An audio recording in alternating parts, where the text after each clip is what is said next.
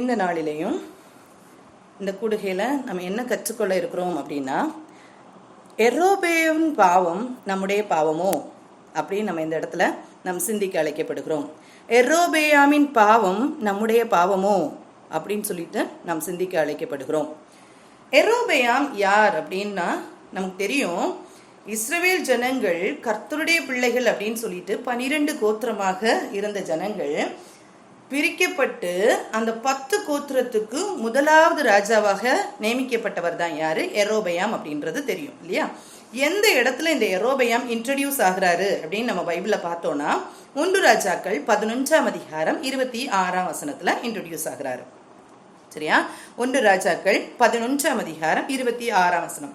சேரேதா ஊரில் உள்ள எப்ராயிம் மனுஷனாகிய நேபாத்தின் குமாரன் எரோபேயாம் என்னும் சாலோமனின் ஊழியக்காரனும் ராஜாவுக்கு விரோதமாய் கையெடுத்தான். யாருடைய? சாலோமன் ராஜாவுக்கு விரோதமாக எழும்புகிற ஒரு ஊழியக்காரன் தான் யாரு? இந்த எரோபேயாம். சரியா? அவனுடைய தாய் செருகாள் என்னும் பேருள்ள ஒரு விதவை. அப்போ அந்த அந்த தகப்பன் இல்லை, தாய் என்ன செய்யறாங்க? இறந்து போயிடுறாங்க. தாய் விதவையா இருக்கிறாங்க. இந்த குடும்பத்துல பிறந்தவர் தான் யாரு? எரோபேயாம். சரியா? இந்த எரோபேயாம் யாருக்கு எதிராக எழும்புகிறார்னா சாலோமனுக்கு எதிராக எழும்புகிறார். எப்ப எழும்புகிறார், எந்த சூழ்நிலை, இதெல்லாம் நம்ம கொஞ்சம் லேட்டரா நம்ம பார்க்கலாம். சரியா? இப்படி அவர் கையெழுத்து எப்ப இந்த இன்சிடென்ட் நடக்குது அப்படின்னா, இந்த சாலோமன் தாவீதின் நகரத்துல இடிந்து போன இடங்களை பழுது பார்த்து கட்டும் போது எரோபேயாம் என்ன செய்யறாருன்னா ரொம்ப பராக்கிரமசாலியா இருக்கிறாரு. அப்ப இவருடைய குடும்பம் இப்படி இருந்தாலும் நீங்க 28ஆம் வசனத்தை பார்த்தீங்கன்னா தெரியும். எரோபேயாம் என்பவன் பராக்கிரமசாலியா இருந்தான். அவன் காரிய சமர்த்தனான வாலிபன் என்று சாலோமன் கண்டு யோசேப்பு வம்சத்தாரின் காரியத்தை எல்லாம் அவன் விசாரிப்புக்கு ஒப்புவித்தான். அப்ப இவன் எப்படி இருக்கிறான்னா ரொம்ப ஒரு நல்ல மனுஷனா இருக்கிறான். நல்ல காரிய சமர்த்தன், நல்ல ஒரு சாமர்த்தியமானவன் அப்படின்னு சொல்லிட்டு நம்ம சொல்லலாம். சாமர்த்தியமான ஒரு மனுஷன் அப்படின்னு சொல்லிட்டு சொல்லலாம் இல்லையா?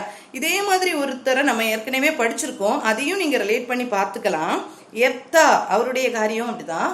ரொம்ப அந்த ஒரு குடும்ப சூழல் ரொம்ப நல்ல ஒரு சூழலா இருக்காது. அந்த நேரத்தில் அவர் எப்படி இருந்தார் அப்படிங்கிறதையும் ஒரு சைடில் நீங்க ஞாபகம் வச்சுக்கோங்க. நான் அந்த சைடு இப்போ இதோட நான் டச் பண்ணல. ஸோ இப்படிப்பட்ட ஒரு பாதிக்கப்பட்ட குடும்பத்துல இருக்கிற ஒரு மனுஷன் தான் யாரு? இந்த எரோபேயாம். சரியா? அப்போ எரோபேயாம் யாரு அப்படின்னு கேட்டா, எரோபேயாம் ஒரு ஊழியக்காரன், சாலோமனுடைய ஊழியக்காரன். இவனுடைய தாயார் யாருன்னா ஒரு விதவை. அப்ப தகப்பன் இல்லாத ஒரு பிள்ளை. அப்படி இருக்கும்போது இவருக்கு காரியம் எப்படி இருக்குன்னா ரொம்ப சாமர்த்தியமான பராக்கிரமசாலியா இருந்ததுனால சாலோமன் என்ன செய்யறாருன்னா அந்த யோசேப்பின் வம்சத்தின் காரியத்தை எல்லாம் விசாரிச்சு நீ பாத்துக்கோ அப்படின்னு சொல்லிட்டு ஒப்பு கொடுக்குறாரு. அந்த காலத்துல எரோபேயாம் எருசலேம் இருந்து வெளியே அப்படியே போகிறாரு. போகும்போது ஒரு ப்ராஃபட், ஒரு தீர்க்கதரிசி அவரை பார்க்கிறாரு. அந்த தீர்க்கதரிசியுடைய பெயர் என்னன்னா அஹியா அப்படின்னு சொல்லிட்டு ஒரு தீர்க்கதரிசி பார்க்கிறாரு. அவர் எப்படி வர்றாருன்னா ஒரு நல்ல ஒரு புது சால்வையை போர்த்தி கொண்டு வர்றாரு. வயல்வெளியில 2 பேரும் பேசிட்டு இருக்காங்க. இந்த பேசிட்டு இருக்கும்போது அவர் என்ன செய்யறாரு அப்படின்னா அவர் வைத்திருந்த புது சால்வையை எடுத்து 12 துண்டாக கிழிக்கிறாரு. சரியா? இந்த 12 துண்டாக கிழித்து அவர்கிட்ட சொல்றாரு, இதுல நீ என்ன செய், 10 துண்டை நீ எடுத்துக்கோ அப்படின்னு சொல்லிட்டு சொல்றாரு. 10 துண்டை நீ எடுத்துக்கோ மீன்ஸ் அது என்னன்னா இஸ்ரவேல்ல 10 கோத்திரத்தை நான் உன் கையில தரப்போறேன் அப்படின்னு சொல்லிட்டு கர்த்தர் சொல்ற மாதிரி இவர் என்ன செய்யறாரு? அஹியா சொல்றாரு. இந்த அஹியா சொன்ன சொல்லிட்டு சொல்றாரு, என்னுடைய 32ஆம் வசனத்தை பார்த்தீங்கன்னா, ஆனாலும் என் தாசனாகிய தாவீதுக்காகவும் நான் இஸ்ரவேல் கோத்திரங்கள் எல்லாம் தெரிந்து கொண்ட எருசலேம் நகரத்துக்காகவும் ஒரு கோத்திரம் அவனுக்கு இருக்கும். நான் தாவீது கிட்ட சொல்லியிருக்கேன், ஏன் எனக்கு இருதயத்திற்கு ஏற்ற மனுஷன் இல்லையா தாவீது, அப்ப அவரோட உடன்படிக்கை பண்ணியிருக்கேன். உன்னுடைய சந்ததி என்ன செய்யும், ராஜாங்கத்துல என்னைக்குமே நிலைத்திருக்கும்னு சொல்லியிருக்கேன். அதுக்காக தாவீதுக்காக நான் என்ன செய்யறேன்னா ஒரு கோத்திரத்தை வச்சிருப்பேன் அப்படின்னு சொல்லிட்டு சொல்றாரு. ஏன் இந்த மாதிரி காரியங்கள் நடக்குது அப்படின்னு கேட்டா அதுக்கு எக்ஸ்பிளனேஷன் என்ன கொடுத்துருக்குன்னா 33ல அவர்கள் என்னை விட்டு சீதோனியரின் தேவியாகிய அஸ்தரோத்தையும் மோவாபின் தேவனாகிய காமோசையும் அம்மோன் புத்திரன் தேவனாகிய மில்கோமையும் பணிந்து கொண்டு அவன் தகப்பனாகிய தாவீதை போல என் பார்வைக்கு செம்மையாய் இருக்கிறதை செய்யவும் என் கட்டளைகளையும் என் நியாயங்களையும் கை கொள்ளவும் அவர்கள் என் வழிகளில் நடவாமற் போனபடியினால் அப்படி செய்வேன். ஏன் இந்த காரியத்தை நான் செய்யறேன்? ஏன் 10 கோத்திரத்தை நான் கிழித்து அதை பிரித்து நான் எரோபேயாமாகிய உன்னுடைய கையில தரப்போறேன்னா இஸ்ரவேல் ஜனங்கள் இன்னைக்கு என்ன இல்ல, கரெக்டா இல்ல, கர்த்தருக்குள்ளால இல்ல. அவங்க கர்த்தரை விட்டு விட்டு விக்கிரகங்களுக்கு பின்னால போயிட்டாங்க. தங்களுடைய செழுமைக்காகவும் தங்களுடைய காரியங்களுக்காகவும் தங்களுடைய மனதிற்கு ஏற்றபடியும் அவங்க என்ன செய்யறாங்கன்னா விக்கிரகங்களுக்கு பின்னால போயிட்டாங்க அப்படின்னு சொல்லிட்டு ஒரு ரீசனை சொல்றாரு. ஆனாலும் ராஜ்யபாரம் முழுவதையும் நான் என்ன செய்ய மாட்டேன், அவங்க கையில இருந்து எடுத்து போட மாட்டேன். நான் தெரிந்து கொள்ளுகிறவன் என் கற்பனையும் என் கட்டளையும் கை கொண்டதுமான என் தாசனாகிய தாவீது நிமித்தம். இதுல நீங்க பாத்தீங்கன்னா தாவீதை முன்னிறுத்தி அவர் சொல்லுவார், என் தாசனாகிய தாவீது நிமித்தம் அவன் உயிரோடு இருக்கும் நாளெல்லாம் அவனை அதிபதியாக வைப்பேன். ஆனாலும் ராஜ்யத்தை அவன் குமாரன் கையிலிருந்து எடுத்து அது 10 கோத்திரத்தை நான் என்ன செய்வேன், கொடுப்பேன் அப்படின்னு சொல்லிட்டு சொல்றாங்க. அப்போ இந்த 10 கோத்திரத்தை கொடுக்கறதுக்கு இவ்வளவு ரீசன்ஸ் சொல்றாரு. இந்த காரியத்தினாலதான் நான் கொடுக்க போறேன் அப்படின்னு சொல்லிட்டு சொல்றாரு. சரியா? அப்போ அங்க ஒரு பாவம் இல்ல கர்த்தரை விட்டு விலகுகிற ஒரு சம்பவம் நடக்கும் போதுதான் இது என்ன ஆகுதுன்னா நேரம் மாறி போகுது. சரியா? அல்லன்னா இந்த சம்பவம் நடக்க சான்ஸ் இல்ல. கர்த்தர் தாவீதின் வம்சத்துக்கு தான் கட்டளையிட்டு இருந்தாரு, தாவீது வம்சம் தான் இருந்திருக்கும். ஆனா இப்ப யெரொபெயாம் கையில போகிறதற்கு காரணம் இந்த தாவீதின் வம்சத்துல அரசாண்ட அந்த சாலோமனுடைய வாழ்க்கை சரியில்லை அப்படிங்கிறத நம்ம பார்க்கலாம். ஏன்னா நம்ம பார்ப்போம் சாலோமனுடைய வாழ்க்கை எப்படி வழிவிலக செய்தது அப்படிங்கிறதையும் நம்ம பார்க்கலாம். நம்ம அறிந்ததுதான், ஆனாலும் ஒருக்க ஞாபகப்படுத்தலாம். நீ என் மன விருப்பத்தின்படி ஆண்டு கொண்டு இஸ்ரவேலின் மேல் ராஜாவா இருப்பதற்காக நான் உன்னை தெரிந்து கொண்டேன் அப்படின்னு சொல்லிட்டு 38ஆம் வசனத்துல பாருங்க, அழகான ஒரு வாக்கு தத்தத்தை கொடுக்கிறாரு. என்ன வாக்கு தத்தம் கொடுக்கிறான்னா, நான் உனக்கு கட்டளையிட்டதையெல்லாம் நீ கேட்டு கை கொண்டு நீ என் வழிகளில் நடந்து என் தாசனாகிய தாவீது செய்தது போல என் கட்டளைகளையும் என் கற்பனைகளையும் கை கொள்ளும்படிக்கு என் பார்வைக்கு செம்மையானதை செய்கிறதுண்டானால் நான் உன்னோடு இருந்து நான் தாவீதுக்கு கட்டினது போல உனக்கும் நிலையான வீட்டை கட்டி இஸ்ரவேலை உனக்கு தருவேன் என்றார். எவ்வளவு அழகான ஒரு வாக்குத்தத்தம் இல்லையா? நீ இதெல்லாம் உனக்கு நான் தர்றேன், ஆனா இதே மாதிரி என்னுடைய பார்வைக்கு செம்மையானதை எப்படி தாவீது செய்தாரோ அதே மாதிரி நீயும் செய்வேனா, நான் உனக்கும் ஒரு நிலையான வீட்டை கட்டுவேன் அப்படின்னு சொல்லிட்டு சொல்றாரு இல்லையா? ஆண்டவர் எப்பவுமே ஒரு ஆசீர்வாதத்தை கொடுக்கும் போது ஒரு கண்டிஷனை கொடுக்கிறாரு. தாவீது எப்படி என்னை பின்பற்றி எனக்கு முன்பாக உத்தமமா நடந்தானோ, எனக்கு சிநேகமாக அவன் நடந்தானோ, என்னுடைய இருதயத்திற்கு ஏற்றவனாக நடந்தானோ, அதே மாதிரி நான் இவ்வளோ காரியத்தை உனக்கு தாரேன். அதுல 10 கோத்திரம், 12 கோத்திரத்துல 10 கோத்திரம் மோரார்லஸ் எல்லாமே சொல்லலாம். அது தாவீது கிட்ட சொன்னதுனால ஒரு கோத்திரத்தை என்ன செய்யறாரு, விட்டு வைக்கிறாரு. 2 கோத்திரமாக அங்க இருக்குது. அப்போ இதை தரும்போது நீ என்ன செய்யணும், நீ என்ன நடந்து கொள்ளணும், தாவீது எப்படி நடந்து கொண்டானோ அதே மாதிரி என்னுடைய இருதயத்திற்கு ஏற்ற மாதிரி நீ நடந்துக்கோ, நான் உனக்கு என்ன செய்வேன், நிலையான வீடை கட்டி இஸ்ரவேலை தருவேன் அப்படின்னு சொல்றாரு. இப்படி நான் இந்த காரியத்தின் நிமித்தம் தாவீதின் சந்ததியை சிறுமைப்படுத்துவேன், ஆகிலும் என்னாலும் அப்படி இராது என்று சொன்னேன். ஆனாலும் என்னைக்குமே அப்படி இராது அப்படின்னு சொல்றாரு. சரியா? இதுல இருக்கிற ஒரு வசனங்களும் நம்ம அழகா ரிலேட் பண்றதுக்கு ஏதுவாக இருக்குது. சரியா? இப்ப ஆனாலும் என்னைக்குமே அவங்க என்ன செய்ய மாட்டாங்க, கீழே இருக்க மாட்டாங்க, நான் கைவிட்ட மாட்டேன் அப்படின்னு சொல்லிட்டு அது நிமித்தம் சாலோமன் யெரொபெயாமை கொல்ல வகை தேடினான்.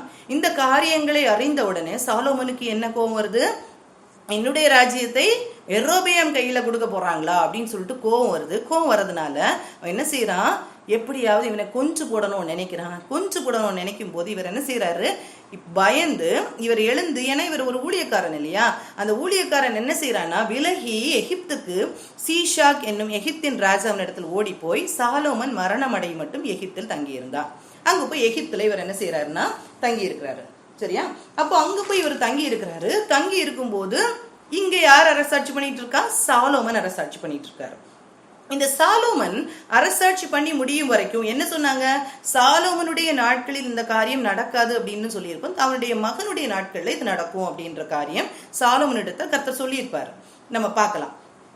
அடுத்தது நீங்க 1 ராஜாக்கள் 12ஆம் அதிகாரத்தை எடுத்தீங்கன்னா அதுல சொல்லியிருக்கோம், ரெகோபெயாம் ராஜாவாகும்படி இஸ்ரவேல் எல்லாரும் சீகேமுக்கு வந்தனர். ஏன்னா சாலோமன் மரித்து போனாரு. அவர் 40 வருஷம் அரசாட்சி செய்து அவர் மரித்து போனாரு. அவர் தன் பிதாக்கோடு நித்திரை அடைந்த உடனே அந்த இடத்துல ராஜாவாக யார் வர்றாங்க, இந்த ரெகோபெயாம் வர்றாரு. இந்த ரெகோபெயாம் ராஜாவாக்குறதுக்கு சீகேமுக்கு என்ன செய்யறாங்க, வர்றாங்க. வரும்போது நேபாத்தின் குமாரன் யெரொபெயாம் எகிப்தில் இதை கேள்விப்பட்டான். அப்ப யாரு மரிச்சு போனாரு, சாலோமன் மரித்து போயாச்சு அப்படிங்கிற காரியத்தை என்ன செய்யறாங்க, இவங்க கேள்விப்படுறாங்க. இப்ப கேள்விப்படும் போது இந்த யெரொபெயாம் என்ன செய்யறா, யெரொபெயாம்கிட்ட சொல்லியும் விடுறாங்க. என்ன சொல்றாங்க, நீங்க வாங்க, வந்து நம்ம எல்லாரும் என்ன செய்வோம்னா இந்த சாலோமனுடைய மகன் யெரொபெயாம்கிட்ட ஒரு காரியத்தை பேசுவோம். என்ன காரியத்தை பேசுவோம் அப்படின்னா, உம்முடைய தகப்பன் சாலோமன் என்ன செய்தார்னா கொஞ்சம் கடினமான பாரத்தை எங்க மேல வச்சாங்க, கடினமான பாரத்தை வச்சாரு, அந்த பாரத்தை நீங்க என்ன செய்வீங்க, கொஞ்சம் குறைச்சிப்பீங்களா அப்படின்னு சொல்லிட்டு கேக்குறாங்க. யாரை தலைமையா வைத்து கேக்குறாங்க? ரெகோபெயாம். இப்போ பராக்கிரமசாலியா இருந்த ரெகோபெயாமை முன்னிறுத்தி எல்லா ஜனங்களும் கேக்குறாங்க, எல்லாரும் கேக்குறாங்க. ஏன் இந்த வருத்தம் வந்தது அப்படின்னா, நீங்க 1 ராஜாக்கள் 4, 5 அந்த அதிகாரங்களை வாசிச்சீங்கன்னா, எருசலேம் தேவாலயத்தை சாலோமன் கட்டும் போது அநேக காரியங்களை பிரிச்சு பிரிச்சு கொடுத்திருப்பாரு, வேலைகளை கொடுத்திருப்பாரு. அதில் நீங்க பாத்தீங்கன்னா தெரியும், கொஞ்சம் கடினமான வேலைகள் எல்லாம் அவங்களுக்கு இருக்கும். ஏன்னா நிறைய ஒர்க் கொடுத்திருப்பாரு. நீங்க 5ஆம் அதிகாரம் 14ஆம் வசனத்துல பார்த்தீங்கன்னா, அவர்களை ஒவ்வொரு மாதத்திற்கும் 10,000 பேர் மாற்றி மாற்றி லீபனோனுக்கு அனுப்பினார். அவர்கள் 1 மாதம் லீபனோனிலும் 2 மாதம் தங்கள் வீடுகளிலும் இருப்பார்கள். இந்த மாதிரி என்ன செய்யறாங்க, ஒர்க் அவங்களுக்கு கொடுத்துருந்தாங்க. இப்போ இதை செய்யறதுக்கு இவங்களுக்கு என்ன கொஞ்சம் கஷ்டமா தான் இருக்கும்ல. அங்க போய் வேலை பார்க்கணும், 1 மாதம் அங்க இருந்து வேலை பார்க்கணும், 2 மாதம் அவங்க வீட்டுல இருந்து திருப்பி அங்க போகணும். இந்த மாதிரி இருக்கு. நீங்க 4ஆம் அதிகாரத்துல பாத்தீங்கன்னா, ராஜாவுக்கும் அரண்மனைக்கும் வேண்டிய உணவுப் பொருட்களை சேகரிக்கிற 12 மணியக்காரர் சாலோமனுக்கும் இஸ்ரவேல் தேசம் எங்கும் வைக்கப்பட்டிருந்தார்கள். இந்த மாதிரி நிறைய ரெஸ்பான்சிபிலிட்டிஸ் அவங்களுக்கு கொடுத்துருந்தாங்க. அது கொஞ்சம் கடினமாக தான் இருந்தது ஜனங்களுக்கு. இந்த கடினத்தின் மத்தியில தான் அவங்க என்ன செய்யறாங்கன்னா, எருசலேம் தேவாலயம் ஒரு சைட்ல கட்டப்பட்டாலும் ஜனங்கள் ஒரு சைட்ல கொஞ்சம் ஒடுக்கப்பட்ட ஒரு சூழ்நிலைகள் எல்லாம் அந்த இடத்துல வருது. அப்போ பாரமா எங்களுக்கு இருக்கு இந்த காரியங்கள் எல்லாம், இதையெல்லாம் நீ குறைத்து தரணும் அப்படின்னு சொல்லிட்டு யார்கிட்ட கேட்கறாங்க, இந்த ரெகோபெயாம்கிட்ட கேட்கலாம் அப்படின்னு சொல்லிட்டு வராங்க. யாரை முன்னிறுத்தி வராங்க? யெரொபெயாம் முன்னிறுத்தி எல்லா ஜனங்களும், இஸ்ரவேல் ஜனங்களும் சேர்ந்து வராங்க. இப்போ இந்த ரெகோபெயாம் என்ன சொல்றாரு அப்படின்னா, சாலோமனுடைய மகன் ரெகோபெயாம் என்ன சொல்றாருன்னா, 3 நாள் தாண்டி வாங்க, இந்த 3 நாள் தாண்டி வரும்போது நான் உங்களுக்கு ஒரு ஆன்சர் சொல்றேன் அப்படின்னு சொல்லிட்டு சொல்றாரு. இது எல்லாருக்கும் தெரிந்த காரியங்கள் தான், அதனால அப்படியே வாசிச்சுக்கோங்க. 1 ராஜாக்கள் 11ஆம் அதிகாரத்துல 11ஆம் வசனத்துல இருந்து நீங்க அப்படியே பார்த்துட்டு வந்தீங்கன்னா தெரியும். அப்போ அது அவங்க என்ன செய்யறாங்கன்னா, அப்படியே எடுத்து இவர் போய் யார்கிட்ட கேட்கிறாரு, வாலிபர்கள் கிட்ட போய் என்ன செய்யறாரு, 12ஆம் அதிகாரத்துல இருக்கும். வாலிபர்கள் கிட்ட போய் என்ன செய்யறாங்க, முதியோர்கள்ட்ட போய் கேட்கிறாங்க. யாரு? சாலோமன் வாழ்ந்த காலத்துல வாழ்ந்த முதியோர்கள்ட்ட போய் கேட்கிறாங்க. இப்படி வந்து கேட்கிறாங்களே, நான் என்ன சொல்லட்டும் பதில் அப்படின்னு சொல்லிட்டு கேட்கிறாங்க. அப்போ முதியோர்கள் சொல்றாங்க, அபாரமான காரியம் தான், கொஞ்சம் அதை குறைச்சு கொடுங்க, அவங்க சொல்ற மாதிரி நீங்க என்ன செய்யுங்க, கேளுங்க. அப்ப என்னைக்குமே அவங்க ஊழியக்காரர்களா இருப்பாங்க உங்களுக்கு அப்படின்னு சொல்லிட்டு சொல்றாங்க. அப்ப என்னைக்குமே ஊழியக்காரங்க இருப்பாங்க அப்படின்னு சொல்றத இவருக்கு கேட்கறதுக்கு மனதில்லை. இவர் அதை தள்ளி விட்டுட்டு தன்னோடு வளர்ந்த வாலிபர்கள் கிட்ட போய் கேட்கிறாரு. சரியா? அப்போ முதியோர்கள் 8வது வசனத்தை பாருங்க, 12ஆம் அதிகாரம் 8ஆம் வசனம். முதியோர் தனக்கு சொன்ன ஆலோசனையை அவன் தள்ளிவிட்டு தன்னோட வளர்ந்து தன் சமூகத்தில் நிற்கிற வாலிபரோட ஆலோசனை பண்ணி அவர்களை நோக்கி, உம்முடைய தகப்பன் எங்கள் மேல் வைத்த நுகத்தை லகுவாக்கும் என்று என்னிடத்தில் சொன்ன ஜனங்களுக்கு நான் என்ன சொல்லணும் அப்படின்னு சொல்லிட்டு கேட்கிறாங்க. உடனே அவங்க சொல்றாங்க, அந்த அந்த அந்த வசனங்களை பாருங்க, வாலிபர்கள் சொல்ற காரியம் பாதியிலேருந்து இருக்கு பாரு. நீ அதை எங்களுக்கு லகுவாக்கும் என்று உம்மிடத்தில் சொன்ன இந்த ஜனத்திற்கு நீ சொல்ல வேண்டியது என்னவென்றால், என் சுண்டு விரல் என் தகப்பனாருடைய இடுப்பை பார்க்கிலும் பருமனா இருக்கும். அப்போ நான் ரொம்ப கஷ்டப்படுறேன், யோசிச்சு பாருங்க, என் சுண்டு விரல் என் தகப்பனாருடைய இடுப்பை பார்க்கலும் பருமனா இருக்கும் அப்படின்னு சொல்றாங்க. அப்ப இன்னும் நான் என்ன சொல்லுவேன், இன்னும் கஷ்டப்படுத்துவேன் அப்படின்னு சொல்லிட்டு அதை எக்ஸ்பிளைன் பண்றாரு. இப்போதும் என் தகப்பன் பாரமான நுகத்தை உங்கள் மேல் வைத்தார், நான் உங்கள் நுகத்தை அதிக பாரமாக்குவேன். என் தகப்பன் உங்களை சவுக்குகளினால் அடித்தார், நான் உங்களை தேள்களினால் தண்டிப்பேன் என்று நீ அவர்களுடைய சொல்ல வேண்டும் என்றார்கள். அப்போ இன்னும் கஷ்டப்படுத்துவேன், நான் இன்னும் ரஃபா தான் இருப்பேன் அப்படிங்கிறத நீ சொல்லு அப்படின்னு சொல்லிட்டு சொல்றாங்க. இதை சொல்லும் போது யாருக்கு ஏற்றுக்கொள்ள முடியுதுன்னா, ரெகோபெயாமால ஏற்றுக்கொள்ள முடியுது. அந்த முதியோர் சொன்ன காரியங்களை ஏற்றுக்கொள்ள முடியாத ரெகோபெயாமுக்கு யார் சொன்ன காரியத்தை ஏற்றுக்கொள்ள முடியுது? வாலிபர்கள் சொன்ன காரியத்தை ஏற்றுக்கொள்ள முடியுது. சரியா? இந்த ஏற்றுக்கொள்ள முடியறதுனால இவர் போய் என்ன செய்யறாருன்னா, ஒரு கடினமான உத்தரவு கொடுக்கிறாரு. என்ன கடினமான? 3 நாள் அவங்க வர்றாங்க. அவங்க வரும்போது இவர் என்ன செய்யறாரு, 3வது நாள் அந்த முதியோர் சொன்ன காரியங்களை எல்லாம் கேட்காம அப்படியே வாலிபர் சொன்னதெல்லாம் சொன்னாங்க. இப்ப நான் கேட்கிறேன், ஏன் இந்த கடின இருதயம் இந்த ரெகோபெயாமுக்கு வந்தது? ஏன் இந்த கடின இருதயம் வந்தது? ஏன் இப்படி சொன்னாரு அப்படின்னு சொல்லிட்டு நீங்க வசனத்தை பார்த்தீங்கன்னா சொல்லியிருக்கோம். 15ஆம் வசனத்தை நீங்க வாசிச்சு பாருங்க. ராஜா ஜனங்களுக்கு செவி கொடாமற் போனான். கர்த்தர் சீலோனியனான அஹியாவை கொண்டு நேபாத்தின் குமாரனாகிய யெரொபெயாமுக்கு சொன்ன தம்முடைய வார்த்தையை உறுதிப்படுத்தும்படிக்கு கர்த்தரால் இப்படி நடந்தது. அப்போ ஏன் இந்த காரியத்தை சொன்னார் ரெகோபெயாம் அப்படின்னா, கர்த்தருடைய வார்த்தை நடக்கணும், கர்த்தருடைய திட்டம் நடக்கணும் அப்படின்னு சொல்லிட்டு. ஏன்னா அஹியா தீர்க்கதரிசி ஏற்கனவே சொல்லியிருக்காரு, இந்த 10 கோத்திரம் இந்த ராஜ்யத்தை பிரித்து நான் கண்டிப்பா என்ன செய்ய போறேன், கொடுக்க போறேன் அப்படிங்கிறத சொல்லியிருக்காரு. அப்போ இந்த காரியத்தை கொடுக்கணும்னு சொன்னதுனால கர்த்தருடைய திட்டத்தின்படிதான் இது நடக்குது அப்படின்னு சொல்லிட்டு எழுதப்பட்டிருக்கிறது. அப்படின்னா காரியம் என்ன அப்படின்னா, இந்த காரியத்தினால இப்போ நம்ம நினைக்கலாம், ரெகோபெயாம் முதியோர் சொன்னதை கேட்டிருந்துருக்கலாமே, ஏன் வாலிபர் சொன்னதை கேட்டான், அப்படின்னு நம்மளோட அந்த பிரசன்ட் சிச்சுவேஷனை தான் நம்ம பார்க்குறோம். நிறைய நேரத்தில் நம்முடைய ப்ராப்ளம்ஸுக்கும் நம்ம பார்க்குறது என்னன்னா, அந்த ப்ரெசன்ட் சிச்சுவேஷன் ஏன் இந்த மாதிரி நடக்குது, ஏன் இப்படி நடக்குது அப்படின்னு நம்ம யோசிக்கிறோமே. ஆனால் ஏன் இப்படி நடக்குதுன்னா, ஏற்கனவே அங்கே ஒரு சாபம் இருக்குது, அங்க ஒரு காரியம் இருக்குது. என்னை விட்டு விலகி போனதுனால இந்த ஜனங்களை, இஸ்ரவேல் ஜனங்களை நான் என்ன செய்ய போறேன், பிரிக்க போறேன், பிரித்து நான் யெரொபெயாம் கையில கொடுக்க போறேன்னு ஏற்கனவே தீர்க்கதரிசி சொல்லியாச்சு. அந்த காரியம் நடக்கணும். அது நடக்கணும்னா ரெகோபெயாமின் இருதயம் கடினப்பட்டு ஆக வேண்டும். புரியுதா? இதே மாதிரி தான் நம்முடைய வாழ்க்கையிலையும் ஏதோ நடக்குது அப்படின்னு சொல்லும் போது நம்ம என்ன நினைக்கிறோம், பிரசண்டா ஏன் இப்படி நடக்குது, இது இப்படி செஞ்சிருக்கலாமே, இதை இப்படி செஞ்சிருக்கலாமே, இந்த மாதிரி நம்ம யோசிக்கிறோமே. அது ஏங்கிற அந்த ரூட் காஸை நம்ம என்னைக்காவது கண்டுபிடிக்கிறோமா? அதை நம்ம சிந்திச்சு பார்க்குறோமா? இது ஏன் நடந்துச்சு, ஏன் இந்த வசனம் சொல்லியிருக்கு, கர்த்தர் அஹியா மூலமாக சொன்னது நடக்கிறதற்காக இந்த காரியம் நடந்ததுன்னு. ஏன் அஹியாட்ட இதை சொன்னாரு, ஏன் அஹியாட்ட சொன்னாரு அப்படின்னா, அந்த 1 ராஜாக்கள் 11ஆம் அதிகாரத்தை நீங்க எடுப்போம். இப்போ 1 ராஜாக்கள் 11ஆம் அதிகாரத்தை எடுப்போம். ஏன் இந்த காரியம் நடந்துச்சு அப்படிங்கிறது அங்க கிளியரா இருக்கும். நம்ம எப்பவுமே இப்படிதான் நம்ம செக் பண்ணணும்.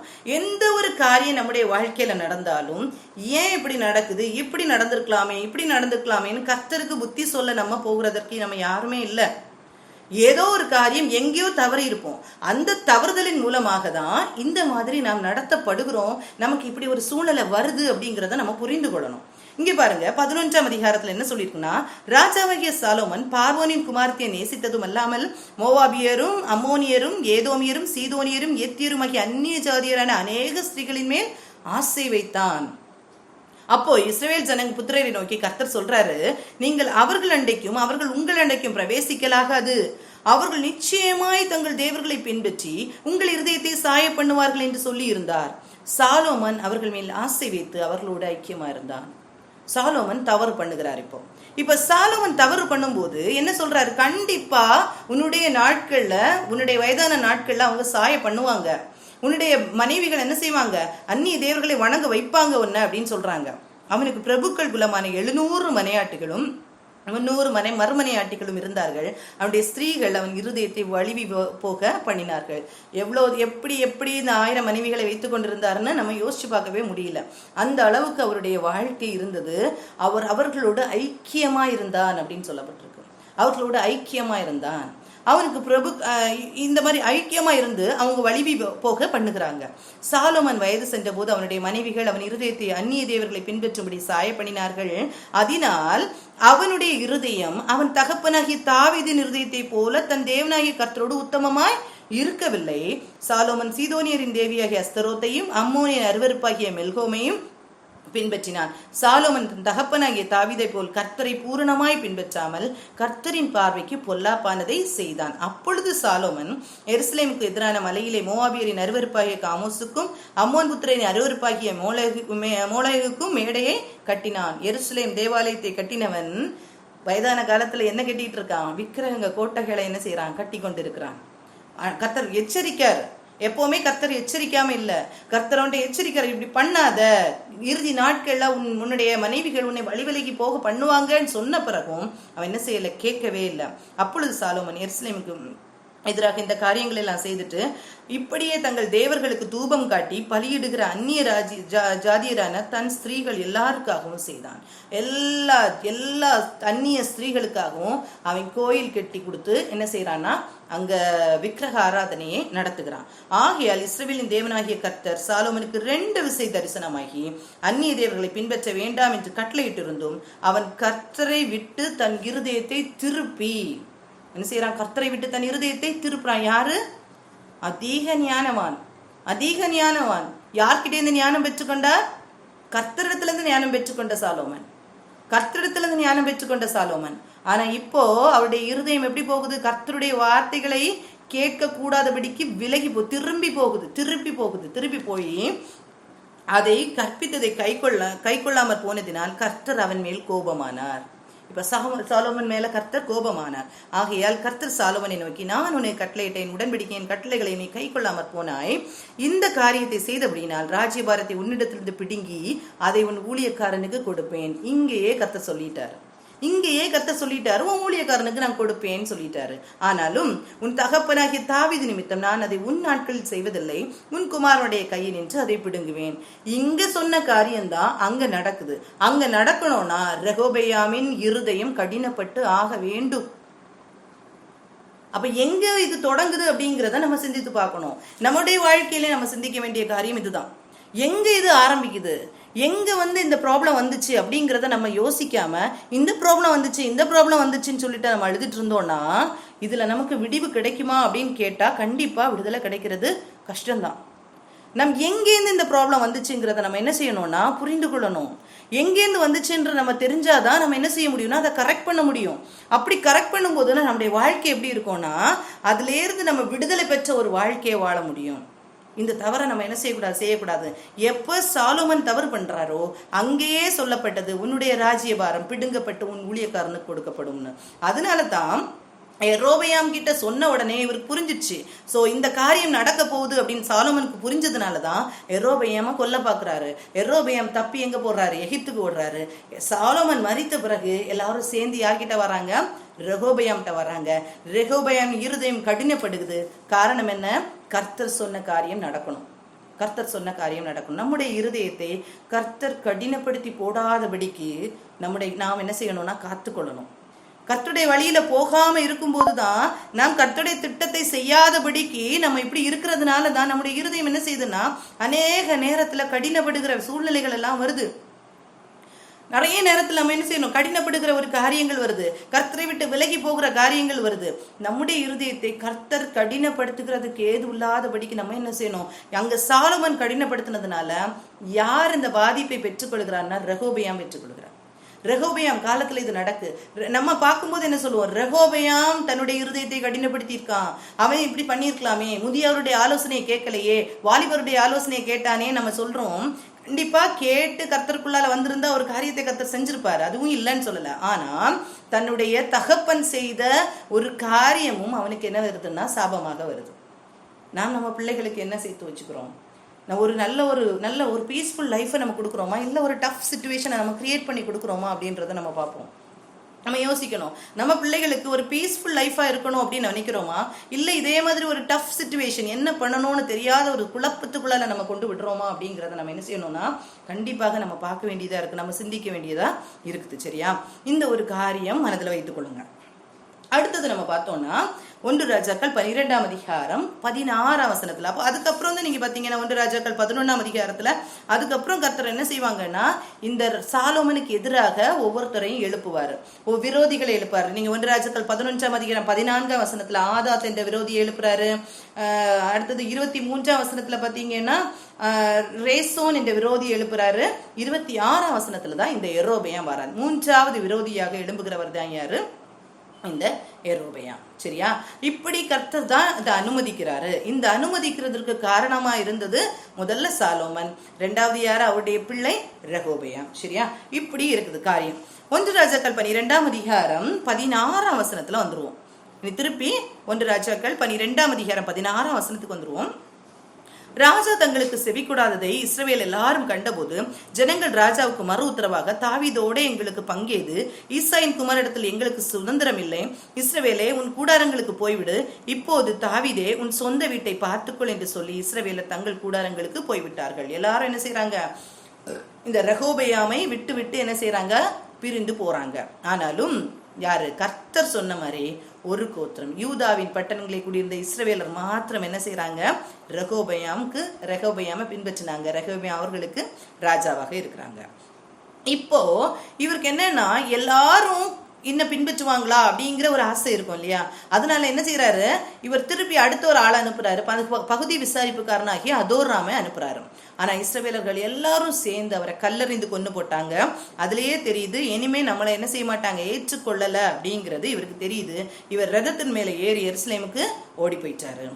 இந்த ரெகோபெயாம் எருசலேமுக்கு ஓடி போறாரு. அப்படியே இந்நாள் வரைக்கும் இருக்கிறபடி இஸ்ரவேலர் தாவீதின் வம்சத்தை விட்டு கலகம் பண்ணி பிரிந்து போயிருக்கிறார்கள். தாவீதின் வம்சத்தை விட்டு பிரிந்து போய் என்ன செய்யறாங்க, இஸ்ரவேலர்கள் வாழ்ந்து கொண்டிருக்கிறாங்க.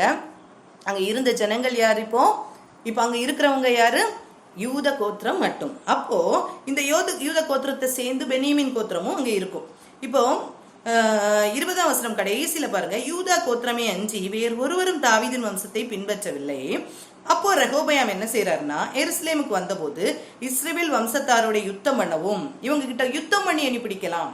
இப்போ மனசு இல்லாம எல்லாரும் என்ன செய்தாங்க, விட்டுட்டு போயிட்டாங்க. இனி என்ன செய்யலாம், அடக்கு முறையில பிடிக்கலாம், யுத்தம் பண்ணி அவங்கள பிடித்துக் கொள்ளலாம். யுத்தம் பண்ணி அவங்கள பிடித்து வச்சுட்டு அவங்க அடிமைகளை போல என்ன செய்யலாம், வச்சுக்கலாம். அப்போ யுத்தம் பண்றதுக்கு என்ன செய்யறாங்கன்னா, ஆட்களை சேர்த்து 1,80,000 பேரை கூட்டிக் கொண்டு போறாங்க. அப்படி போகிறதுக்கு இவங்க கிளம்பும் போது என்ன ஆகுது, 22ஆம் வசனத்துல பாருங்க, அகெயின் தேவனுடைய மனுஷன் சேமாயா அப்படின்னு சொல்லிட்டு ஒரு தேவனுடைய மனுஷனுக்கு கர்த்தருடைய வார்த்தை வருது. வந்து என்ன சொல்றாரு, நீ யூதாவின் ராஜாவாகிய ரெகோபெயாம் என்னும் சாலோமோன் குமாரனிடத்தில் போய் யூத வம்சத்தார் அனைவரையும் பென்யமீனரையும் மற்ற ஜனங்களையும் நோக்கி, நீங்க என்ன செய்ய வேண்டாம், இவங்களுக்கு எதிர்த்து போக வேண்டாம், நீங்க எப்படி என்ன செய்ய போக வேண்டாம், அவர் உங்க வீட்டுக்கு போயிடுங்க, என்னாலே இந்த காரியம் நடந்தது, என்னாலதான் இந்த காரியம் நடந்துச்சு அப்படிங்கிறத கர்த்தர் சொல்றாருன்னு தெளிவா ரெகோபெயாமுக்கு அறிவிக்கப்படுது. இது கர்த்தர் சொன்ன காரியம், அதனால நீ யுத்தம் பண்ணி என்ன செய்ய வேண்டாம், பிடிச்சிருவேன், நீ பின்னால போக வேண்டாம், இது என்னால் நடந்த காரியம் அப்படின்னு சொன்ன உடனேயே இந்த ரெகோபெயாம் என்ன செய்யறாரு, திரும்பி போயிடுறாரு. சரியா, இப்ப இந்த ரெகோபெயாம் திரும்பி போயிட்டாரு. நம்முடைய காரியம் நம்ம என்ன கற்றுக்கொள்ள இருக்கிறோம்னா, இந்த யெரொபெயாமின் பாவம் என்ன, இந்த யெரொபெயாமின் பாவம் நம்முடைய வாழ்க்கையில இருக்கிறதோ அப்படிங்கிறத நம்ம பார்க்கிறோம்.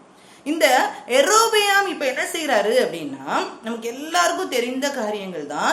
இந்த யெரொபெயாம் இஸ்ரவேலின் 10 கோத்திரங்களுக்கு கர்த்தர் ராஜாவாக்கி அவரை கொடுத்திருக்கிறாரு. இவர் என்ன செய்யறாருன்னா, இப்போ யெரொபெயாம் இப்போது ராஜ்யபாரம் தாவீது வம்சவசமாய் திரும்புகிறதா இருக்கும். இப்போ இவர் 25th verse பாருங்க, யெரொபெயாம் எப்ராயிம் மலைதேசத்தின் சீகேமை கட்டி அதிலே வாசம் பண்ணி அங்கிருந்து போய் பெனுவேலை கட்டினான். இப்ப என்ன செய்யறாரு, அவரு ராஜ்யபாரத்தை எடுத்துக்கொண்டு 10 கோத்திரத்துக்கு ராஜாவாக இருக்கிறார். இப்போ இவருக்கு ஒரு சிந்தனை வருது, ஒரு தாட் வருது, என்ன அப்படின்னா, ராஜ்யபாரம் தாவீது வம்ச வழியாய் திரும்புகிறதா இருக்குமோ, ராஜ்யபாரம் தாவீதுக்கு கொடுப்பேன்னு ஆண்டவர் சொல்லியிருந்தாரே அதே மாதிரி இருக்குமோ அப்படின்னு சொல்லிட்டு இவர் யோசிக்கிறாரு. என்ன யோசனை வருதுன்னா, இந்த 10 கோத்திரத்தில் உள்ள ஜனங்களும் பலி செலுத்துகிறதற்கு ஒவ்வொரு ஆண்டும் எங்க போனோம், எருசலேமுக்கு போனோம். எருசலேமுக்கு போய் அவங்க பலி செலுத்தணும், கர்த்தருக்கு நன்றி செலுத்தணும்.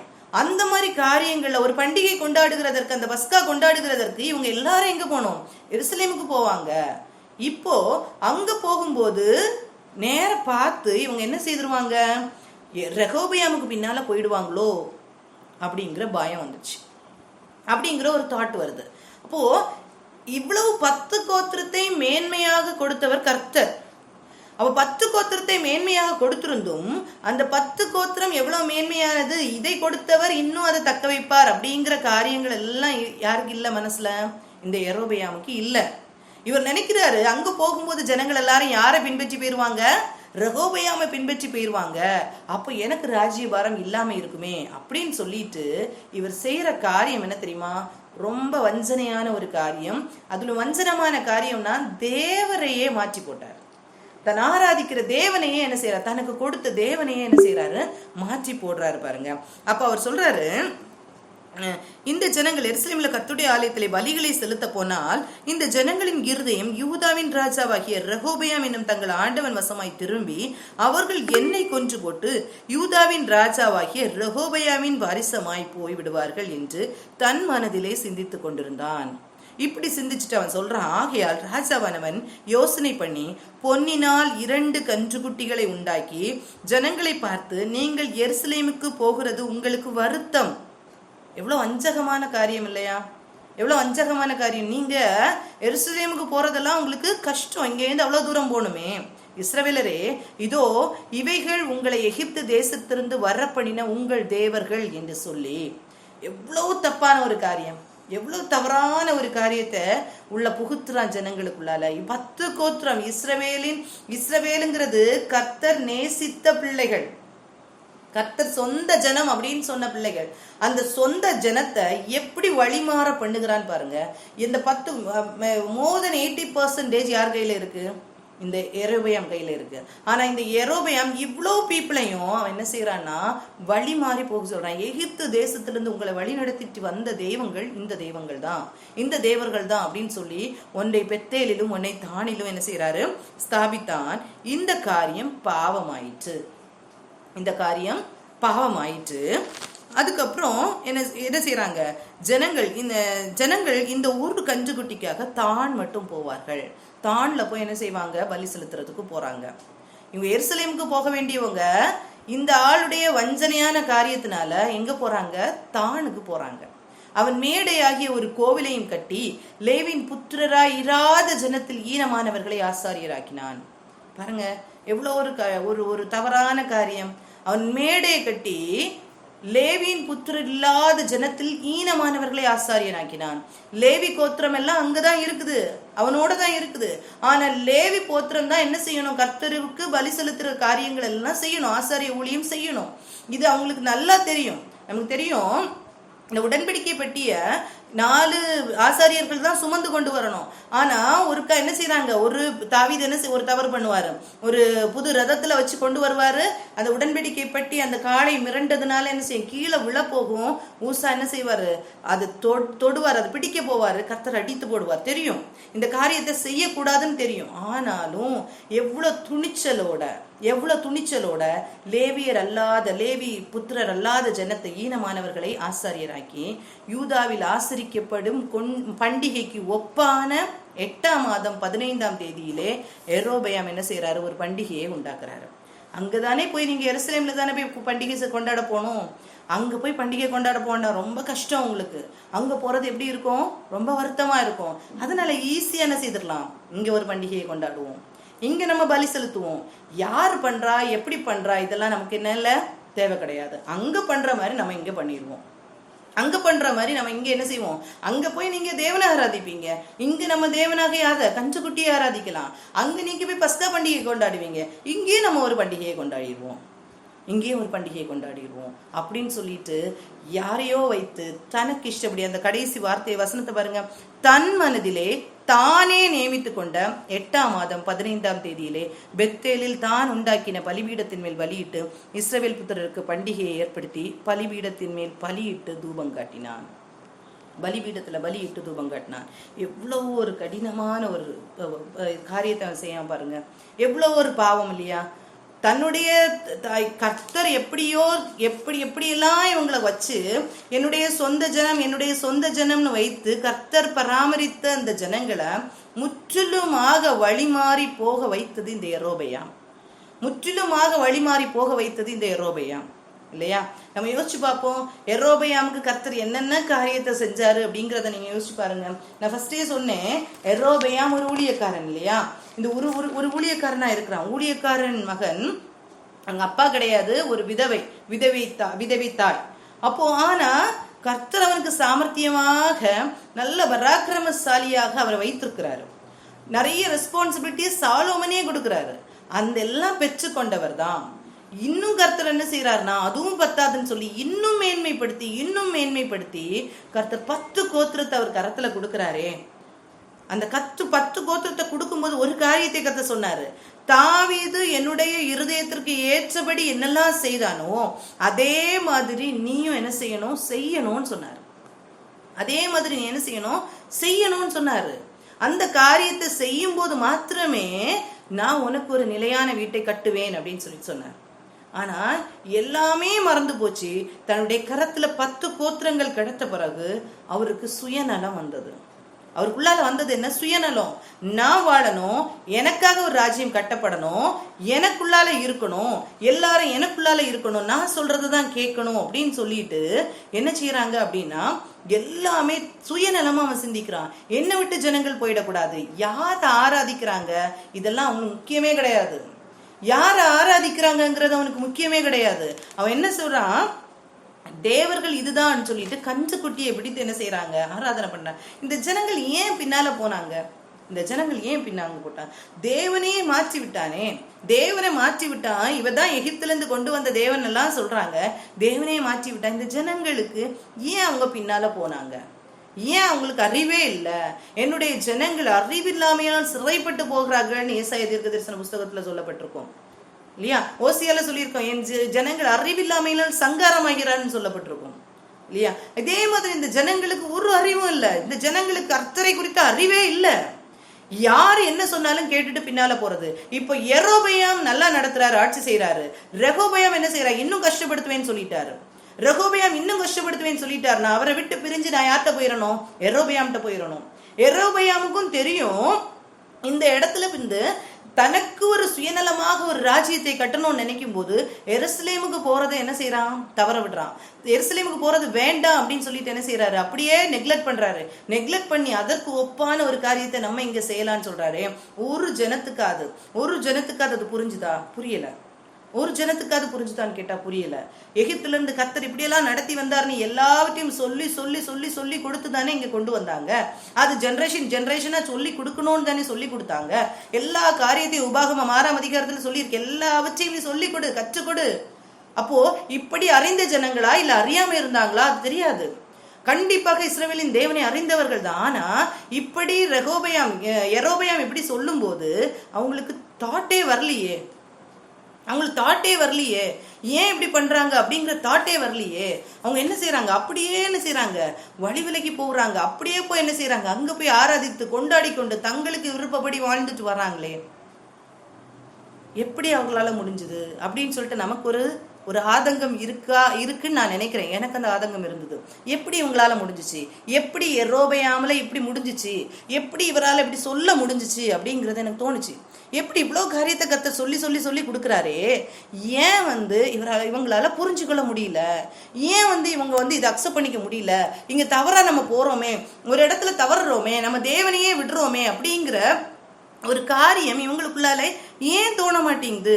ஏன் தோணல அப்படின்னு சொல்லிட்டு நம்ம யாரை நினைக்கலாம் அப்படின்னா, யாரை நினைப்போம்னா யெரொபெயாம் செய்த காரியங்களும் இஸ்ரவேல் ஜனங்கள் செய்த காரியங்களை நம்ம யோசிக்கிறோம். நம்முடைய வாழ்க்கையில அந்த பாவம் இருக்கிறதோ, நாமும் இந்த காரியத்தை செய்யறோமோ அப்படிங்கிறத அழகாக நம்ம ரிலேட் பண்ணி பார்ப்போம். கர்த்தர் அழகான ஒரு காரியத்தை நம்ம கொடுத்தாரு. கர்த்தர் இஸ்ரவேல் ஜனங்களை தனக்கு சொந்த ஜனமாக வைத்திருந்தார். தன்னுடைய சொந்த ஜனமாக வைத்திருக்கிறார். இஸ்ரவேலர் கர்த்தரை விட்டு எத்தனை பாவம் செய்து விலகி போனாலும், கர்த்தர் அவர்களை விற்று போட்டாலும் தன் ஜனம் அப்படின்னு சொன்ன ஏக்கத்தோடு அவர் வச்சிருந்தார். நம்ம பாடணும்ல, எத்தனை முறை இடறினாலும் அத்தனை மன்னித்தீரே ஆண்டவரேன்னு. அதே போலதான் இஸ்ரவேல் ஜனங்களை கர்த்தர் வைத்திருந்தார். தன்னுடைய சொந்த ஜனம் அப்படின்னு சொல்லிட்டு வச்சிருந்தாரு. எப்படி அந்த 12 கோத்திரங்கள் இஸ்ரவேலின் கோத்திரங்களை வைத்திருந்தாரோ, அந்த இஸ்ரவேல் ஜனங்கள் அவ்வளவு என்னுடைய சொந்த ஜனம் வைத்திருந்தாரோ, அதே மாதிரி கர்த்தர் என்ன செய்யறாருன்னா நம்மளையும் வைத்திருக்கிறார் அப்படிங்கிறது நமக்கு தெரியும். ஆனாலும் ஆதாரத்தோட நம்ம பார்ப்போம். காணாமற் போன ஆண்டவர் சொல்றாரு, வரும்போதே சொல்றாரு, காணாமற் போன இஸ்ரவேல் வீட்டாரிடத்திற்கே அனுப்பப்பட்டேனே என்று மற்றபடி அல்ல என்று மத்தேயு 15ஆம் அதிகாரம் 24ஆம் வசனத்துல சொல்லப்பட்டிருக்கும். எந்த இன்சிடென்ட்ல? கானானிய ஸ்திரீ தன்னுடைய பிள்ளைக்காக வேண்டுதல் செய்கிற அந்த காரியத்துல சொல்லியிருப்பாரு. காணாமற் போன இஸ்ரவேல் வீட்டாருக்காகவே அனுப்பப்பட்டேனே அன்றி மற்றபடி அல்ல அப்படின்னு சொல்லியிருப்பாரு. அப்போ இயேசு மேசியாவாக இங்க வர்றாரு. இஸ்ரவேலர்கள் மேசியாவாக வந்த இயேசுவை ஏற்றுக்கொள்ளல. எல்லா இஸ்ரவேலர்களும் கிடையாது, எல்லா யூதர்களும் கிடையாது. நிறைய பேர் என்ன செய்யல? ஏற்றுக்கொள்ளல. அவரை சிலுவையில் அறைஞ்சாங்க. சிலுவையில் அறையும் போது அதன் மூலம் உருவாக்கப்பட்டதுதான் சபை.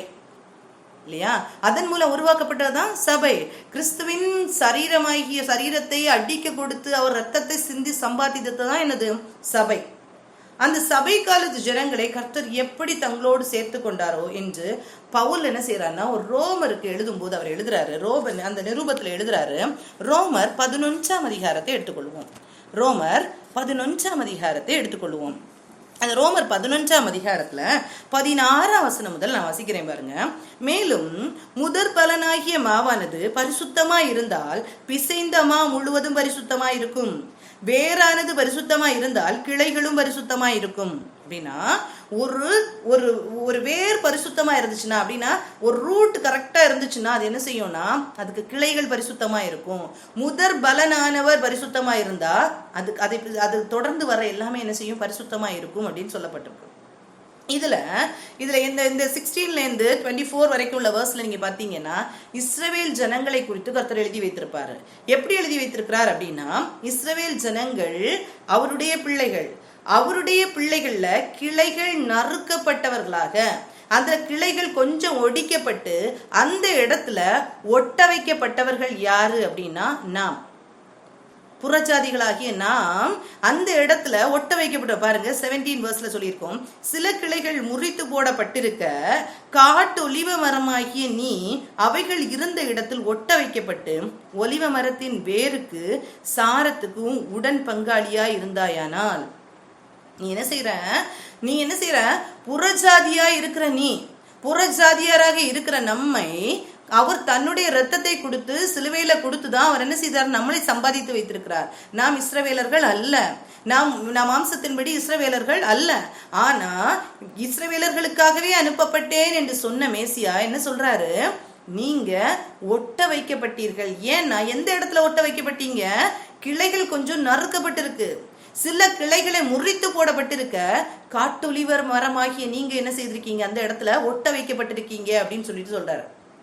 சொல்லிட்டு இந்த இடத்துல என்ன எக்ஸ்பிளைன் பண்ணிருப்பாரு அப்படின்னா, யூதர்களை குறித்து நீங்க என்ன செய்யாதீங்க, நீங்க புறஜாதிகள் நீங்க என்ன செய்யாதீங்க, அவங்கள குறைத்து பார்க்காதீங்க, அவங்க இன்னும் ஏற்றுக்கொள்ளலையே அப்படின்னு சொல்லிட்டு அவங்கள நீங்க என்ன செய்யாங்க, குறைத்து பார்க்காதீங்க, நீங்க பெருமை பாராட்டாதீங்க அப்படின்னு சொல்லிட்டு சொல்லுவாரு.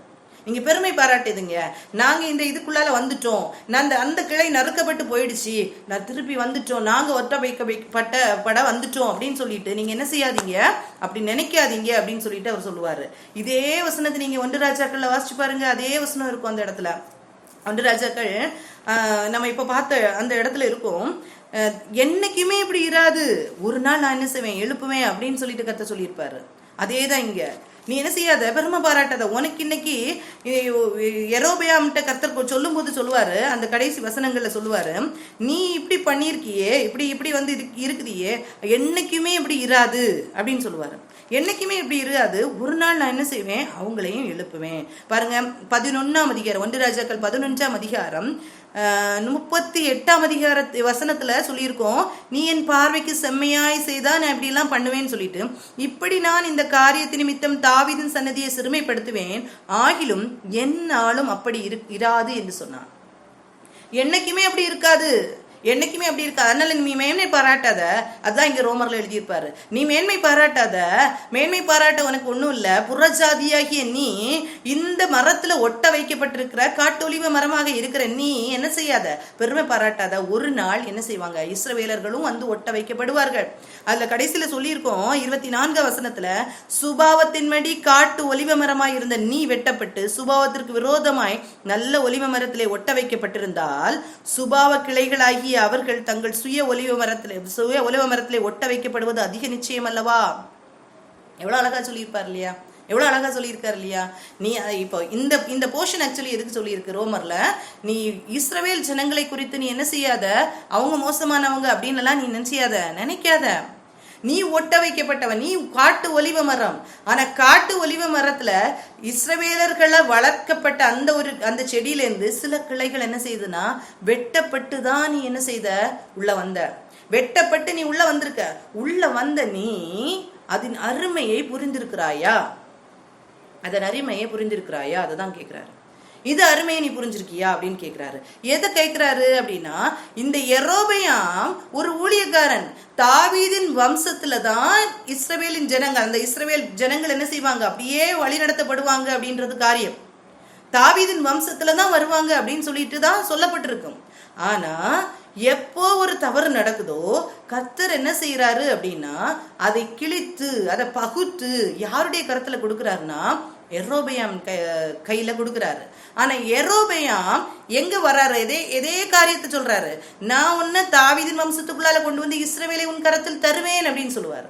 38 வசனத்துல சொல்லியிருக்கோம், நீ தாவீத மாதிரியே பண்ணுனா நான் உனக்கு ஒரு நிலையான வீட்டை கட்டி நான் உன் கரத்துல தருவேன் இஸ்ரவேலேன்னு சொல்லியிருப்பாரு. ஆனா இந்த தாவீதின் வம்சத்துக்குள்ளால கொண்டு வரப்பட்ட இந்த யெரொபெயாம் எப்படி இருந்தாரு? அவரை தவறுன்னு நம்ம சொல்றோமே, அவர் தவறு செய்தாரா அப்படின்னு கேட்டா தவறு செய்தார்னு சொல்றோம். கர்த்தரை விட்டுட்டு விலகி போக பண்ணாருன்னா ஆமான்னு சொல்றோம். இவ்வளவு எல்லாம் கர்த்தர் சொல்லியும் கேட்கலன்னு சொல்றோமே. நாம் ஒட்ட வைக்கப்பட்டிருக்கிறோம் அப்படிங்கிற நினைவு இன்னைக்கு எத்தனை கிறிஸ்தவர்களுக்கு உண்டு? கர்த்தர் கிருபையாக அவருடைய ரத்தத்தை சிந்தி தான் இதை நமக்கு தந்தாரு அப்படிங்கிறது எத்தனை பேருக்கு தெரியும்? எத்தனை பேர் உணர்ந்திருக்கிறாங்க? நாம் எத்தனை பேர் உணர்ந்திருக்கிறோம்? சபையில இருக்கிறோம்னு சொல்றோம். சபைன்னு சொல்றது யாரு? நாமும் சபைதான், நாம் கூடுகிற இடமும் சபைதான். ரெண்டும் சிந்திக்க வேண்டிய ஒரு காரியம். நாம் நமக்கு கொடுக்கப்பட்ட ஒரு பெரிய பாக்கியம் அப்படிங்கிறத நாம் எத்தனை பேர் உணர்ந்திருக்கிறோம்?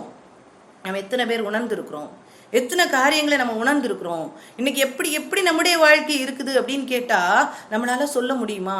இதே மாதிரி யெரொபெயாம் செய்த அதே என்னன்னா, அது ஒரு பெரிய மேன்மை கொடுக்கப்படுது.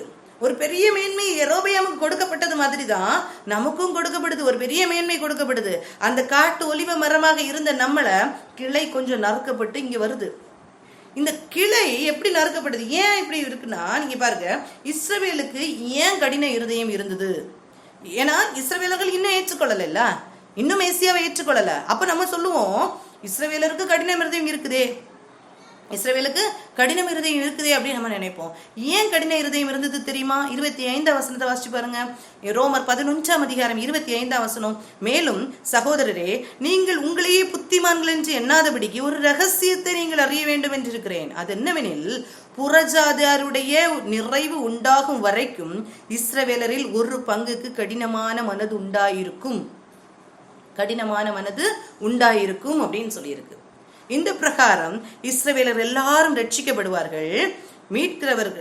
மீட்கிறவர் சீயோனிலிருந்து வந்து அவபக்தியை யாக்கோபை விட்டு விலக்குவார் என்றும், நான் அவருடைய பாவங்களை நீக்கும் போது இதுவே தான் தங்களுடனே செய்யும் உடன்படிக்கை என்றும் எழுதியிருக்கிறது. ஒரு நாள் வரும். இன்னைக்கு எதுக்காக இஸ்ரவேலுடைய இருதயம் கடினப்பட்டு இருக்கிறதுனா, நமக்கு சுவிசேஷம் வரணும், நாம் கர்த்தருக்குள்ளால வரணும், நமக்கு சுவிசேஷம் அறிவிக்கப்படணும், கர்த்தர் நமக்கும் வேணும் அப்படிங்கிறத ஒரே மந்தையாக நம்மளை சேர்த்துக்கொள்ளணும் அப்படிங்கிறதுக்காக தான் ஒரு சில இருதயத்தை கர்த்தர் கடினப்படுத்தி வைத்திருந்தார்.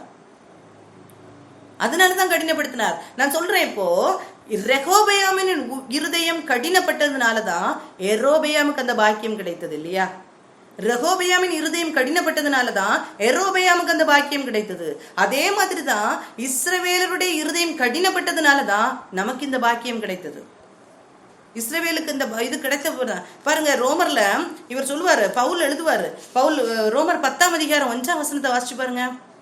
ரோமர் 10 அதிகாரம் 5 வசனம். சகோதரரே, இஸ்ரவேலர் ரட்சிக்கப்பட வேண்டும் என்பதே என் இருதயத்தின் விருப்பமும் நான் தேவனை நோக்கி செய்யும் விண்ணப்பமா இருக்கிறது. எப்பவுமே இஸ்ரவேலர் ரட்சிக்கப்படணும், அதுதான் பவுலுடைய வேண்டுதல். பவுல் சொல்றாரு, எனக்கு வேண்டுதல் அதுதான். ஆனா பவுலுடைய வேண்டுதலை கூட கர்த்தர் கேட்காதபடிக்கு இஸ்ரவேலுடைய இருதயம் கடினப்பட்டு இருக்கிறது. ஏன் அப்படின்னா, புறஜாதிகள் ரட்சிக்கப்படணும். புறஜாதிகள் ரட்சிக்கப்பட்ட பிறகு, சபை எடுத்துக்கொள்ளப்பட்ட பிறகு இஸ்ரவேலர்கள் கர்த்தரை ஏற்றுக்கொள்வார்கள். சுபாவத்தின்படி காட்டொலிவர் மரமா இருக்கிற நீயே அதுல ஒட்டப்படுவாயானால், ஏன் சுபாவத்தின்படி நல்லவர்களா இருக்கிற யூதர்கள் ஒட்டப்பட மாட்டார்கள்? ஒட்டப்படுவார்கள் அப்படின்னு சொல்ல. எதுக்காக அவங்களுக்கு இந்த கடின இருதயம் கொடுக்கப்பட்டதுன்னா, நம்மளை மீட்டுக் கொள்ளுகிறதற்காக. ரெகோபெயாம் கண்ணைக்கு ஏன் கடின இருதயம் கொடுக்கப்பட்டிருக்குதுன்னா, யெரொபெயாம் கரத்துல அதை கொடுக்கிறதற்காக, கர்த்தர் சொன்ன காரியம் நடக்கிறதற்காக. அதே மாதிரி சாலோமன் இவ்வளவு தப்பு பண்ணாரு, அதனாலதான் இந்த காரியம் நடந்துச்சுன்னு சொல்றோம்ல. அதே மாதிரி யூதர்கள் நிறைய தப்பு பண்றாங்க, நிறைய காரியங்களை கர்த்தரை ஏற்றுக்கொள்ளல, எவ்வளவோ சூழ்நிலைகள் சொல்லப்பட்டிருந்தும் ஏற்றுக்கொள்ளல. அப்போஸ்தலர்கள் சொல்லி சொல்லி கொடுக்குறாங்க, பழைய ஏற்பாட்டை வச்சு வச்சு சொல்லி கொடுக்குறாரு. பேதுரு சொல்லும் போது எப்பவுமே சொல்லுவாரு, பழைய ஏற்பாட்டை கம்பேர் பண்ணி நீங்க இப்படி படிச்சிருக்கீங்களே அதுதான் இவரு, நீங்க இப்படி படிச்சிருக்கீங்களே அதான் இயேசு அப்படின்னு சொல்லிட்டு எவ்வளவு கம்பேர் பண்ணி சொல்லி கொடுத்தோம். அவங்க ஏற்றுக்கொள்ளவே இல்லையே இல்லையா? நம்ம அவங்க ஏற்றுக்கொள்ள, அவங்க தள்ளி விட்டதுனாலதான் நமக்கு கிடைச்சது. அதே மாதிரி பவுல் சொல்லுவார் பாருங்க, ரோமர் 9ஆம் அதிகாரம் 1, 2, 3 அந்த வசனத்தை பார்த்து பாருங்க. ரோமர் 9ஆம் அதிகாரம் 1, 2, 3 அந்த வசனத்தை பாருங்க. எனக்கு மிகுந்த துக்கமும் இடைவிடாத மனவேதனையும் உண்டாயிருக்கிறது. யாருக்கு? பவுலுக்கு ரொம்ப துக்கமா இருக்கு அப்படின்னு சொல்லிட்டு ரோமருக்கு அவர் எழுதுறாரு. நான் சொல்லுகிறது பொய் அல்ல, கிறிஸ்துவுக்குள் உண்மையே சொல்லுகிறேன் என்று பரிசுத்த ஆவிக்குள் என் மனசாட்சியும் எனக்கு சாட்சியிடுகிறது. மாம்சத்தின்படி என் இனத்தாராகிய என் சகோதரருக்கு பதிலாக நானே கிறிஸ்துவை விட்டு சபிக்கப்பட்டவனாக வேண்டும் என்று விரும்புகிறேன். இந்த யூதர்கள் எப்படியாவது ரட்சிக்கப்படணும், அதற்காக நான் சபிக்கப்பட்டவன் ஆனாலும் பரவாயில்லன்னு சொல்லிட்டு சொல்ற அளவுக்கு யார் ஜெபிக்கிறான்னா பவுல் ஜெபிக்கிறாரு. ஏன்னா பவுலுடைய ஊழியம் மேக்சிமம் எங்க நடந்துச்சுன்னா புறஜாதிகள் மத்தியில நடந்துச்சு. இஸ்ரவேலர்கள் ஏற்றுக்கொள்ளல அப்படிங்கிறது அவருக்கு நல்லா தெரியும். அப்ப அவர் ஜெபிக்கிறார், என்னுடைய சகோதரர்கள், அவர் இஸ்ரவேலர் அந்த கோத்திரத்தில் உள்ளவர். அவர் என்ன சொல்றாரு, எப்படியாவது என்ன செய்யணும், இவங்க ரட்சிக்கப்படணும் அப்படின்னு சொல்லிட்டு இவர் நினைக்கிறாரு. ஆனா இவங்க ரட்சிக்கப்படல. காரணம் என்னன்னா ரோமர் 11:25. காரணம் ரோமர் 11:25. மேலும் சகோதரரே, நீங்கள் உங்களையே புத்திமான் என்று எண்ணாதபடிக்கு ஒரு ரகசியத்தை உங்களுக்கு அறிய வேண்டும் என்றிருக்கிறேன். அது என்னவெனில், புறஜாதியருடைய நிறைவு உண்டாகும் வரைக்கும் இஸ்ரவேலில் ஒரு பங்குக்கு கடினமான இருதயம் உண்டாகும். இதனாலதான் நாம் ஏற்றுக்கொள்ளப்படுகிற வரைக்கும், நாம் கர்த்தரோடு எடுத்துக்கொள்ளுகிற வரைக்கும் சில கிளைகள் வெட்டப்பட்டு ஆக வேண்டும். அந்த கிளைகள் தான் வெட்டப்பட்டு கிடக்குது. அதனால நமக்கு மேன்மை பாராட்ட ஒண்ணும் இல்லை. ஆனா கர்த்தர் எவ்வளவு கிருபையா நமக்கு தந்திருக்கிறார் தெரியுமா? எவ்வளவு கிருபையா இந்த காரியத்தை தந்திருக்கிறார் தெரியுமா? நான் வைக்கப்பட்டிருக்கிறோம். நமக்கு அந்த பெருமை இருக்குதா? நாமும் சொல்றோம் இன்னைக்கு நான் கிறிஸ்டியன் அப்படின்னு சொல்லிட்டு சொல்றோம் இல்லையா? எவ்வளவு பெருமையா சொல்லிக்கிறோம், எவ்வளவு சாட்டிஸ்பாக்டரியா சொல்லிக்கிறோம். பெருமையை விட நான் சொல்றேன், எவ்வளவு சாட்டிஸ்பாக்டரியா சொல்லிக்கிறோம். நான் கர்த்தருடைய பிள்ளை அப்படின்னு சொல்லிட்டு, உண்மையான தேவனை நாங்க ஆராதிக்கிறோம், உண்மையான தேவனை நாங்க கண்டுபிடிச்சிருக்கோம், எல்லாமே சொல்றோமே. நம்முடைய வாழ்க்கை எப்படி இருக்குது? தேவன் விரும்புகிற, அவர் எதிர்பார்க்கிற சுபாவங்கள் நம்மகிட்ட இருக்குதா? தேவனை சார்ந்து நம்ம வாழுகிறோமா? நம்ம யெரொபெயாமை பார்க்கும்போது அவர் சுயநலமா யோசிச்சார் இல்லையா? இன்னைக்கு நமக்குள்ளால சுயநலமா இருக்கா? தன்னுடைய ராஜ்யம் கட்டப்படணும்னு நினைச்சார் இல்லையா? இன்னைக்கு நமக்குள்ளால அந்த காரியம் இருக்குதா? ரோமர் 8ஆம் அதிகாரம் 32ஆம் வசனத்தை எடுத்து வாசிச்சு பாருங்க. ரோமர் 8ஆம் அதிகாரம் 32ஆம் வசனம். இந்த எண்ணம் நமக்குள்ளால இருக்குதா?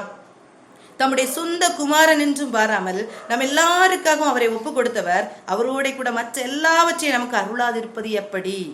இந்த ஒரு எண்ணம் நமக்குள்ளால இருந்திருந்தோம்னா நாம் தேவனை விட்டு எந்த ஒரு காரியத்துக்காகவும் மற்றவங்களை நாடி நம்ம போவோமா? போக மாட்டோம். கண்டிப்பா போக மாட்டோம். தேவன் தெரிந்து கொண்டவர்களை குற்றம் சாட்டுகிறவன் யார்? தேவனே அவர்களை நீதிமானாக்குகிறார். தேவன் தெரிந்து கொண்டிருக்கிறாரு. அதனால யாரும் நம்மளை குற்றம் சாட்ட முடியாது. நமக்கு கர்த்தர் சொந்த குமாரனே தந்திருப்பாரானால் நம்முடைய தேவைகளை அவர் சந்திக்க மாட்டாரு அப்படிங்கிற ஒரு காரியம் நமக்குள்ளால இருக்குதா?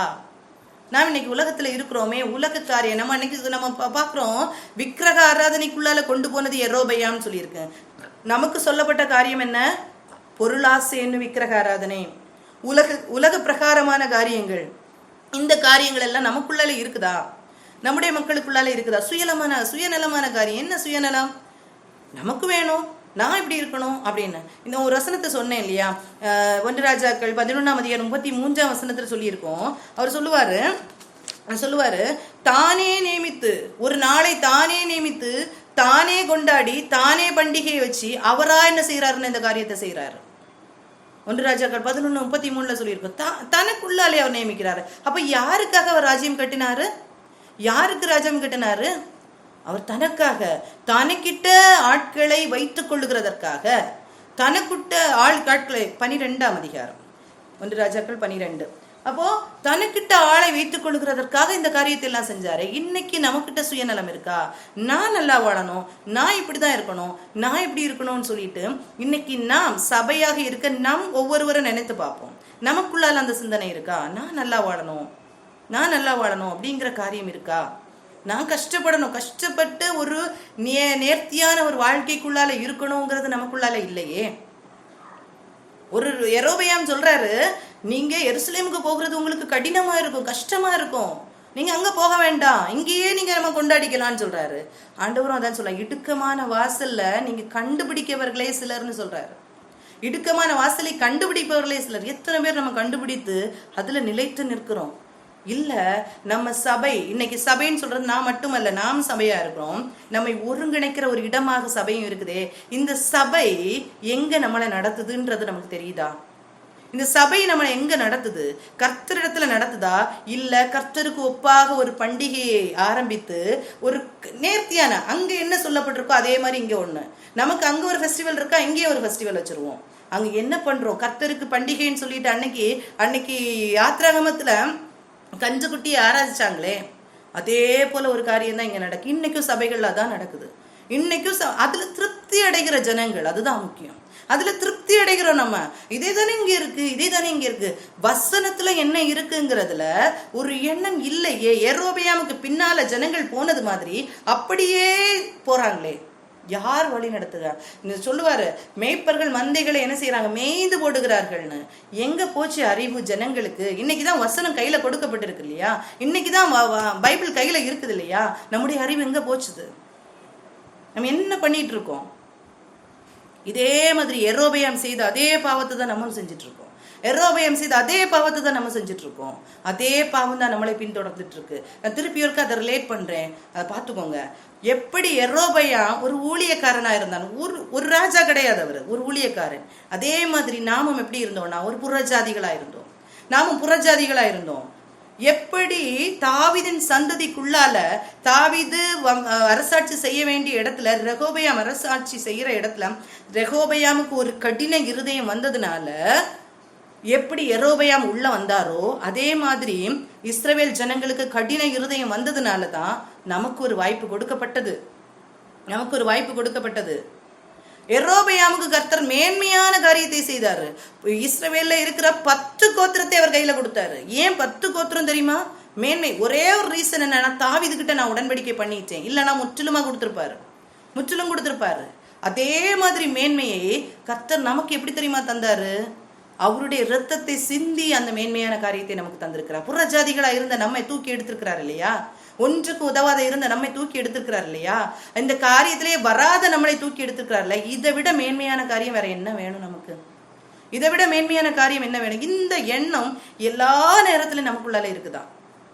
இந்த நேரம் எல்லாம் இந்த காரியம் நம்மகிட்ட இருக்குதா? இயேசுவின் ரத்தத்தினால நம்ம என்ன செய்யறோம்? பாவ மன்னிப்பை பெற்றுக்கொள்கிறோம். பழைய பாட்டு காலத்துல அப்படி இல்ல, கொடுக்கப்படல. மிருகங்களின் ரத்தம் தான் கொடுக்கப்பட்டது. ஆனா இயேசுவின் ரத்தத்தினால அந்த மேன்மைகள், யெரொபெயாமுக்கு கொடுக்கப்பட்டதை விட மேன்மையான காரியங்கள் நமக்கு கர்த்தர் கொடுத்திருக்கிறாரு. ஆனா எப்ப யெரொபெயாம் கையில அந்த கோத்திரங்கள் அப்படியே கொடுக்கப்பட்டதோ அவர் என்ன செய்யறாருன்னா தனக்காக ராஜ்யத்தை ஏற்படுத்துகிறார். நாம் இன்னைக்கு என்ன செஞ்சுட்டு இருக்கோம்? கர்த்தருக்காக ராஜ்யத்தை கட்டுகிறோமா, இல்ல நமக்காக கட்டி கொண்டிருக்கிறோமா? நம்முடைய காரியத்தை நம்ம பார்த்து கொண்டிருக்கிறோமா? நமக்கு எந்த பிரச்சனையும் வந்துடக்கூடாது, நாம் இப்படி இருக்கணும், நான் சுகமா வாழணும், என்னை விட்டுட்டு யாரும் போயிடக்கூடாது அப்படின்னு சொல்லி நம்ம வாழ்ந்து கொண்டிருக்கிறோமா? நமக்கு பெரிய செல்வாக்கு வேணும், இந்த உலகத்துல செல்வாக்கு வேணும், நல்ல மதிப்பு வேணும் இப்படின்னு சொல்லிட்டு சொல்றோமே, நம்ம எப்படி வாழ்ந்து கொண்டிருக்கிறோம்? நம்ம என்ன வாழ்ந்து கொண்டிருக்கிறோம்? கர்த்தர் சொல்லுவாரு 1 கொரிந்தியர் 6ஆம் அதிகாரம் 19-20 அந்த வசனத்துல எடுத்து பாருங்க. 1 கொரிந்தியர் 6ஆம் அதிகாரம் 19-20 அந்த வசனத்துல சொல்லியிருக்கோம், உங்கள் சரீரமானது நீங்கள் தேவனாலே பெற்றும் உங்களில் தங்கியும் இருக்கிற பரிசுத்த ஆவியினுடைய ஆலயமாய் இருக்கிறது என்றும் நீங்கள் உங்களுடைய அல்லவர்கள் என்றும் அறியீர்களா? நாம் நம்முடையவர்கள் அல்ல. ஆனா நம்முடைய இஷ்டத்துக்கு நம்முடைய சரீரத்தை கெடுக்கிறது என்ன காரியம்? நாம் சரீரத்தை கெடுக்கவில்லைன்னு சொல்லிட்டு கர்த்தருடைய ராஜ்யத்தை தான் கெட்டுகிறோம் என்று சொல்லி ஏமாற்றி வாழ்ந்து கொண்டிருக்கிற எத்தனை காரியங்கள். அடுத்த வசனம் சொல்லியிருக்கு, கிரயத்துக்காக கொல்லப்பட்டீர்கள், ஆகையால் தேவனுக்கு உடையவர்களாகிய உங்கள் சரீரத்தினாலும் உங்கள் ஆவியினாலும் தேவனை மகிமைப்படுத்துங்கள். எதை செஞ்சாலும் தேவனை மகிமைப்படுத்துகிற காரியத்தை செய்யுங்க. அப்படி ஏன்னா நீங்க கிரயத்துக்காக கொல்லப்பட்டீங்க. கிரயம்னா ஒரு சின்ன கிரயம் எல்லாம் இல்ல. கர்த்தருடைய ரத்தம், அவருடைய ரத்தத்தை குடித்து சம்பாதித்தது தான் சபை. அதை உணர்ந்தவர்கள் தான் மிஷினரிகள். நமக்கு இன்னைக்கு நம்ம சுகமா வாழ்ந்தா போதும், நான் வாழ வேண்டான்னு சொல்லல. ஆனா நம்ம வாழுகிற இடத்துல நமக்கு இப்படி ஒரு எண்ணமாவது இருக்குதா? நம் கர்த்தருக்கு பிரியமானதை செய்யணும் அப்படிங்கிற எண்ணமாவது நமக்குள்ளால இருக்குதா? அப்படிப்பட்ட எண்ணம் இல்லைன்னா நாமும் யார மாதிரி இருந்துட்டு இருக்கோம்னா எரோபயாம மாதிரி நமக்கு ராஜ்யத்தை கட்டி கொண்டு இருக்கிறோம். நமக்காக ராஜ்யத்தை கட்டி கொண்டிருக்கோம். நம்ம சுயநலமா வாழ்ந்து கொண்டு இருக்கிறோம். தேவனுடைய ராஜ்யத்தை கட்டவே இல்லை. அது இடுக்கமா தான் இருக்கும், அது கடினமா தான் இருக்கும், அந்த பாதைக்குள்ள போறது கஷ்டமா தான் இருக்கும். அதனால்தான் ஆண்டவர் சொல்ல, அதை கண்டுபிடிப்பவர்களே சிலர். நாம் கிறிஸ்டியன்ஸ் சொல்லிட்டு இருக்கோம். எத்தனை பேர் கண்டுபிடிச்சிருக்கோம்? எத்தனை பேருக்கு தெரியும் உண்மையான ரகசியம்? அதான் சொல்றாரு இல்லையா, ஒரு ரகசியத்தை சொல்றேன்னு சொல்லிட்டு சொல்றாரு இல்லையா, ரோமர் 11:25 ஒரு ரகசியத்தை சொல்றேன். என்ன ரகசியம்?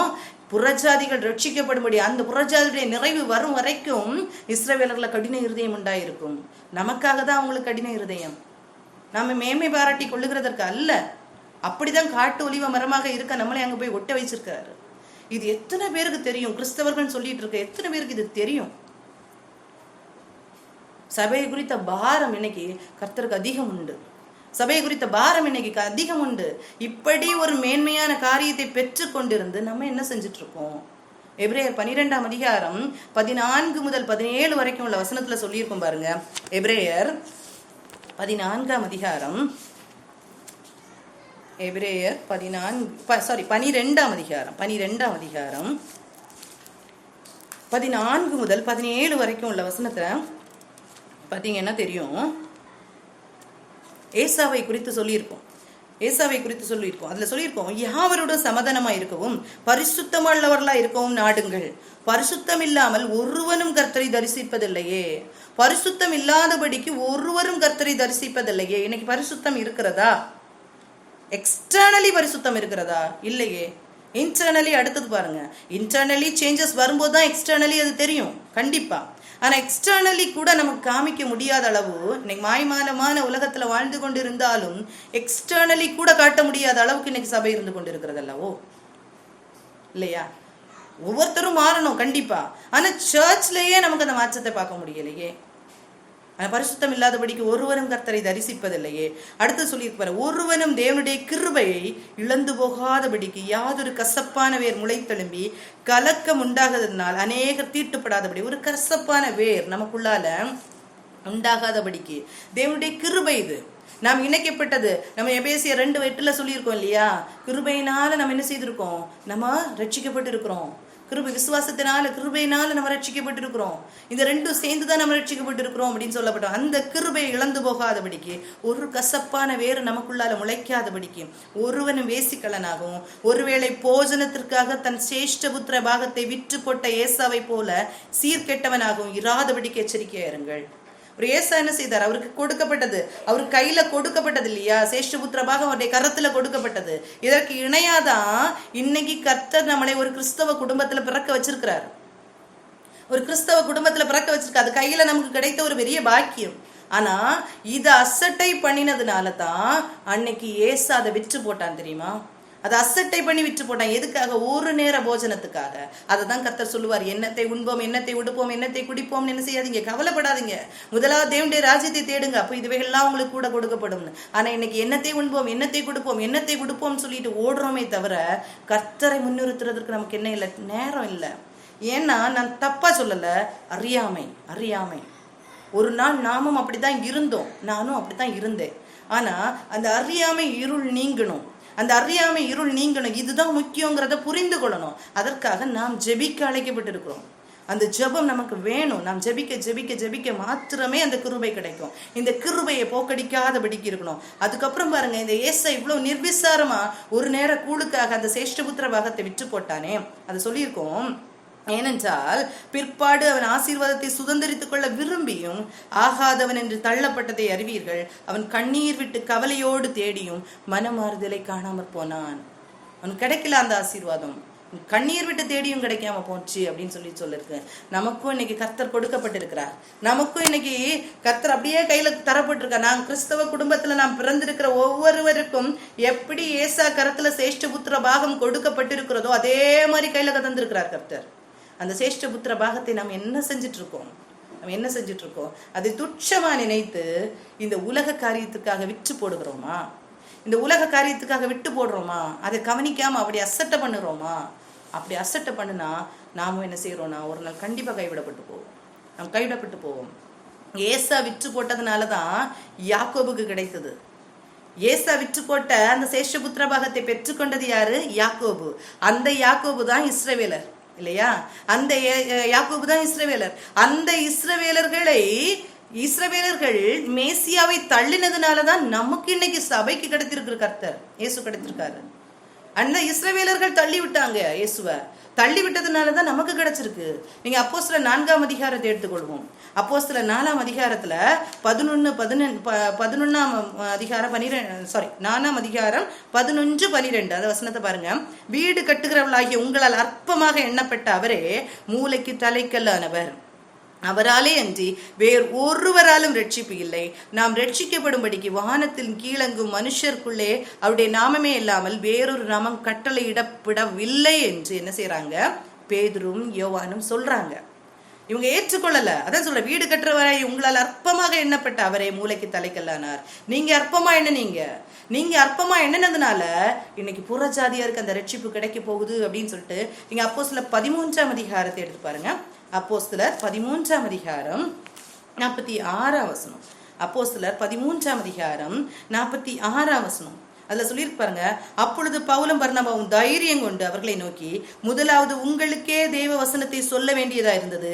நீங்களோ அதை தள்ளி உங்களை நித்திய ஜீவனுக்கு அபாத்திரராக தீர்த்து கொள்ளுகிறபடினால் இதோ நாங்கள் புறஜாதியாரிடத்தில் போகிறோம்.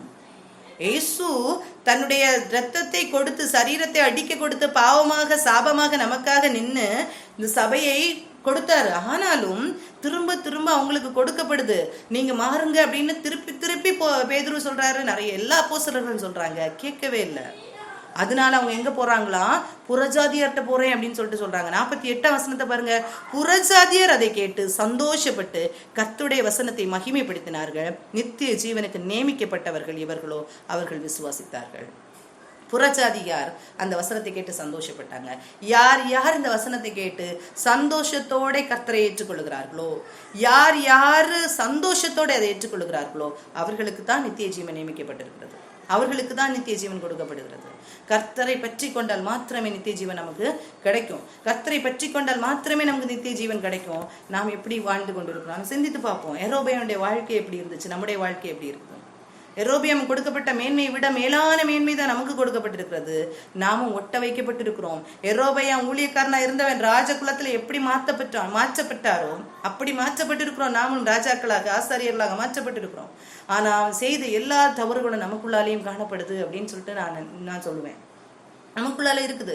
இன்னும் கர்த்தர் கற்று தருகிறார். ஆனால் நம்ம என்ன செய்யணும்? நாம் என்ன செய்ய மாறிக்கொள்ளணும். ஏசாயா 5ஆம் அதிகாரம் 20-23 வரைக்கும் உள்ள வசனத்தை பாருங்க. அதுல சொல்லியிருக்கோம், தீமையை நன்மை என்றும் நன்மையை தீமை என்றும் சொல்லி இருளை வெளிச்சமும் வெளிச்சத்தை இருளுமாக பாவித்து கசப்பை தித்திப்பும் தித்திப்பை கசப்பும் என்று சாதிக்கிறவர்களுக்கு ஐயோ. இன்னைக்கு சாதிக்கிறது தானே நடக்குது. எந்த ஒரு காரியத்தையும் அக்செப்ட் பண்ற காரியமே இல்லை. இது தப்புன்னு சொன்னா அதை தப்புன்னு ஏற்றுக்கொள்ளுகிற மனமே இல்லை. சரின்னு சொன்னா தப்பு, தப்புன்னு சொன்னா சரி. யார் சொல்றாலும் அதை பொறுத்து மாத்திக்கிட்டே இருப்பாங்க. அப்படி சாதிக்கிறவர்களுக்கு ஐயோ. தங்கள் பார்வைக்கு ஞானிகளும் தங்கள் எண்ணத்துக்கு புத்திமான்களுமா இருக்கிறவர்களுக்கு ஐயோ. இதுதான் அவர் சொல்றாரு. தானே ஒரு காரியத்தை நியமித்து தானே கர்த்தருக்குள்ளால இருக்கிறேன்னு சொல்லி தானே ஒரு பண்டிகை நாளை நியமித்து அவர் செஞ்சது போலதான் இன்னைக்கு நாமும் என்ன செய்யறோம்னா, நம்ம செய்யறது கரெக்ட் தான், நம்ம செய்யறது இப்படிதான், நம்மளும் இப்படித்தானே செய்யறோம், நல்லதுதானே செய்யறோம், இப்படி எல்லாம் நம்ம காரியங்களை செய்யறோமே, இப்படி எல்லாம் ஆராதனைகளை நடத்துறோமே, இதுல என்ன தப்பு இருக்கு அப்படின்னு சொல்லி நாம் நமக்காக ஒரு நியமத்தை நியமித்து கொண்டிருப்போமானால் கர்த்தரதை ஏற்றுக்கொள்ள மாட்டார். அடுத்து சொல்லியிருக்கு, சாராயத்தை குடிக்க வீரரும் மதுவை கலந்து வைக்க பராக்கிரமசாலிகளா இருந்து பரிதானத்திற்காக குற்றவாளியை நீதிமானாக தீர்த்து நீதிமானின் நியாயத்தை அவனுக்கு விரோதமை புரட்டுகிறவர்களுக்கு ஐயோ. இப்படி நிறைய ஐயோக்கள் சொல்லியிருப்பாரு. இந்த காரியத்தை எல்லாம் வாசிச்சு பாருங்க. நம்முடைய வாழ்க்கையில் எப்படிப்பட்ட ஐயோக்கள் உண்டோ, கர்த்தர் நம்மை குறித்து ஐயோன்னு சொல்லுவாரோ, அப்படிப்பட்ட காரியங்கள் நமக்குள்ளால இருக்குமானால் நாமும் நமக்காக ராஜ்யத்தை கட்டி கொண்டிருக்கிறோம். சபையாக நம் தேவனுடைய ராஜ்யத்தை கட்டுகிறோமா, இல்ல சபைக்காக ஒரு ராஜ்யத்தை கட்டி கொண்டிருக்கிறோமா? நாம் நமக்காக சுயநலமாக ஒரு ராஜ்யத்தை கட்டி கொண்டிருக்கிறோமா, இல்ல கர்த்தருக்காக கட்டி கொண்டிருக்கிறோமா? இதை நம்ம சிந்தித்து பார்ப்போம். இந்த சிந்தித்து பார்த்து இந்த பாவங்கள் நமக்குள்ளால இராதபடிக்கு நம்ம என்ன செய்வோம்னா, இன்னும் சொன்னா சொல்லிட்டே இருக்கலாம், அவ்வளோ பாவங்கள் நமக்குள்ளால இருக்கு. எரோபேயின் பாவத்துக்கு கூட இல்லை கம்பேர் பண்ணி பார்த்தா அவ்வளோ பாவங்கள் நமக்குள்ளால இருக்கு. எப்படி அதை ஒருங்கிணைத்து நீங்க பாருங்க, நீங்க திங்க் பண்ணி பாருங்க. இந்த காரியம், இந்த வசனங்களை வாசிச்சு பாருங்க. 1 ராஜாக்கள் 11-12 வாசிச்சு பாருங்க. அது கூட ரோமர் 11ஆம் அதிகாரத்துல சொல்லப்பட்டதை வாசிச்சு பாருங்க, ரிலேட் பண்ணி பாருங்க. இந்த காரியத்துல கர்த்தர் இன்னும் நிறைய காரியங்களை நம்மோடு பேசட்டும். ஜெபிப்போம். இந்த நேரத்தில் இப்படிப்பட்ட காரியத்தோடு நம்ம இருக்கிறவங்க, இந்த பாவனே நமக்கு தெரியாதபடிக்கு சுயநீதியை பேசி கொண்டிருக்கிறவர்கள் கர்த்தருக்குள்ளால வரணும். இந்த காரியத்தை நம்ம மனதில் வைத்து நம்ம ஜெபிப்போம். ஸ்தோத்திரம் கர்த்தாவே, ஸ்தோத்திரம் ராஜாவே, ஸ்தோத்திரம் தகப்பனேப்பா. எத்தனையோ பேருக்கு கொடுக்கப்படாத நல்ல பாக்கியத்தை தந்தீங்கப்பா, உமக்கு நன்றி செலுத்துக்கிறோம் தகப்பனே. உமக்கு ஸ்தோத்திரம் ராஜாவே, நன்றி அப்பா, நன்றி தகப்பனே பாண்டவரேன். அப்பா உங்களுடைய ரகசியத்தை எங்களுக்கு கற்றுக் கொடுத்தி தகப்பனே பாண்டவரேன். உங்களுடைய ரகசியத்தை கற்றுக் கொடுத்தி தகப்பனே. ஒரு எரோபெயாமுடைய வாழ்க்கை அப்பா ஊழியக்காரனுடைய வாழ்க்கையாக தொடங்கினதே தகப்பனே. அப்பா இந்த ஊழியக்காரனுடைய வாழ்க்கையை போல தகப்பனே புறஜாதிகளாக நாங்க இருக்கிறோமே அப்பா. மாம்சத்தின்படி அப்பாண்டவரே நாங்க இஸ்ரவேலர்கள் அல்ல தகப்பனே ஆண்டவரே. மாம்சத்தின்படி நாங்கள் இஸ்ரவேலர்கள் அல்ல தகப்பனே. ஆனாலும் ராஜாவே பாண்டவரே கிருபையாக தகப்பனே பாண்டவரே. யூதர்களுக்கு அன்னைக்கு கடின இருதயம் இருந்ததுனால நாங்க பெற்றுக்கொண்டோமே அப்பா. எப்படி ரெகோபெயாமுக்கு கடின இருதயம் வரும்போது எரோபெயாம் அதை பெற்றுக்கொண்டாரோ, அதே போல யூதர்களுக்கு கடின இருதயம் இருந்ததுனால அப்ப நாங்க பெற்றுக்கொண்டோம் தகப்பனே பாண்டவரே. அப்பா ஒரு வாய்ப்பு எங்களுக்கு கொடுக்கப்பட்டதே தகப்பனே பாண்டவரே. அதே போல எரோபெயாமுக்கு வாய்ப்பு கொடுக்கப்பட்டதே தகப்பனே பாண்டவரே. எரோபெயாமுடைய வாழ்க்கையில மேன்மையான 10 கோத்திரங்களுக்கு ராஜாவாக அப்பா நீ நியமித்தீரே தகப்பனே. அதே போல அப்பா உம்முடைய ரத்தத்தினாலே எங்களை சுத்திகரித்தப்பா, எங்களை மீட்டுக் கொண்டு ராஜாக்கள் ஆசாரியர்களுமாக அப்பா பிதாவின் முன்பாக எங்களை நிற்க ஆண்டவரே நீர் வைத்திருக்கிறீரே தகப்பனே. இதை விட மேன்மையான காரியம் என்ன தகப்பனே பாண்டவரே? நாங்க எதை எதிர்பார்க்கிறோம் அப்பா உம்மிடத்துல? நாங்க எதை எதிர்பார்க்கிறோம் ராஜாவே பாண்டவரே? இந்த எண்ணத்தை ஒவ்வொருவருக்கும் நீங்க கொடுப்பீராக ராஜாவே. இந்த எண்ணத்தை கொடுப்பீராக பாண்டவரே. இவ்வளவு காரியங்களை பெற்றுக் கொண்டிருந்தோம். எப்படி எரோபெயாம் தனக்காக சுயநலத்தோடு தனக்காக ஒரு ராஜ்யத்தை கட்டினாரோ, அதே போல தகப்பனே நாங்க சுயநலத்தோட பாண்டவரேன் எங்களுக்காக ராஜ்யத்தை கட்டி கொண்டு இருக்கிறோம் அப்பா. தேவராஜ்யம் மகிமைப்படுகிறதற்கு அப்பாண்டவரேன் நாங்க கடினப்படுகிறோமா? இல்லையே ராஜாவே. நாங்க கிரயத்துக்காக கொல்லப்பட்டு இருக்கிறோமே தகப்பனே. அந்த கிரயம் விலையேற பெற்ற கிரயம் அல்லவோ, அது கிரயம் விலையேற பெற்ற கிரயம் அல்லவோ தகப்பனே. இதை உணராதபடிக்கு இருக்கிற ஒவ்வொரு ஜனங்களையும் அப்பா நீ தொடுவீராக தகப்பனே. ஒவ்வொரு ஜனங்களுக்கும் அந்த மாற்றத்தை நீ தருவீராக தகப்பனே. ஒவ்வொருவருக்குள்ளாலே தகப்பனே நீங்க பேசுவீராக தகப்பனே. அப்பா இதை கேட்டுக்கொண்டிருக்கிற ஒவ்வொருவருக்குள்ளால அப்பா உம்முடைய ஆண்டவரே கரம் வரட்டும் தகப்பனே பாண்டவரே. உம்முடைய ஆண்டவரை நீங்க பேசுங்க ராஜாவே. உம்முடைய சத்தம் கேட்க பண்ணுங்க தகப்பனே. ஒவ்வொருவர் உணர்ந்து கொள்ளட்டும் தகப்பனே. ஒவ்வொருவர் மறைந்து கொள்ளட்டும் தகப்பனே பாண்டவரே. ராஜாவே உண்மை அறிந்து கொள்ள அப்பா நீர் கிருபை கொடுங்க ராஜாவே பாண்டவரே. நீர் கொடுத்த பாக்கியத்தைப்பா ஆண்டவரை விட்டு விடாதபடிக்கப்பா நீர் கொடுத்த அந்த கிருபை ஆண்டவரே அப்பா துட்சமாக எண்ணாதபடிக்கு தகப்பனே. நீர் கொடுத்த அந்த கிருபை அப்பா விட்டு விலகாதபடிக்கு தகப்பனே. அதை மேன்மையாக எண்ணாதபடிக்கு தகப்பனே. அப்பா நாங்க மாறி போகாதபடிக்கு தகப்பனே நீர் காத்து கொள்ள வேண்டுமா ஜெபிக்கிறோம் ராஜாவே. அப்பா உமக்கு நன்றி தகப்பனே. நன்றி ராஜாவே. அப்பா இந்த சத்தியத்தை ஆண்டவரை உணர செஞ்சீங்களே தகப்பனே. அப்பா இந்த சத்தியத்தை எங்களுக்கு ஆண்டவரை இந்த ரகசியத்தை எங்களுக்கு வெளிப்படுத்தினீங்களே தகப்பனே.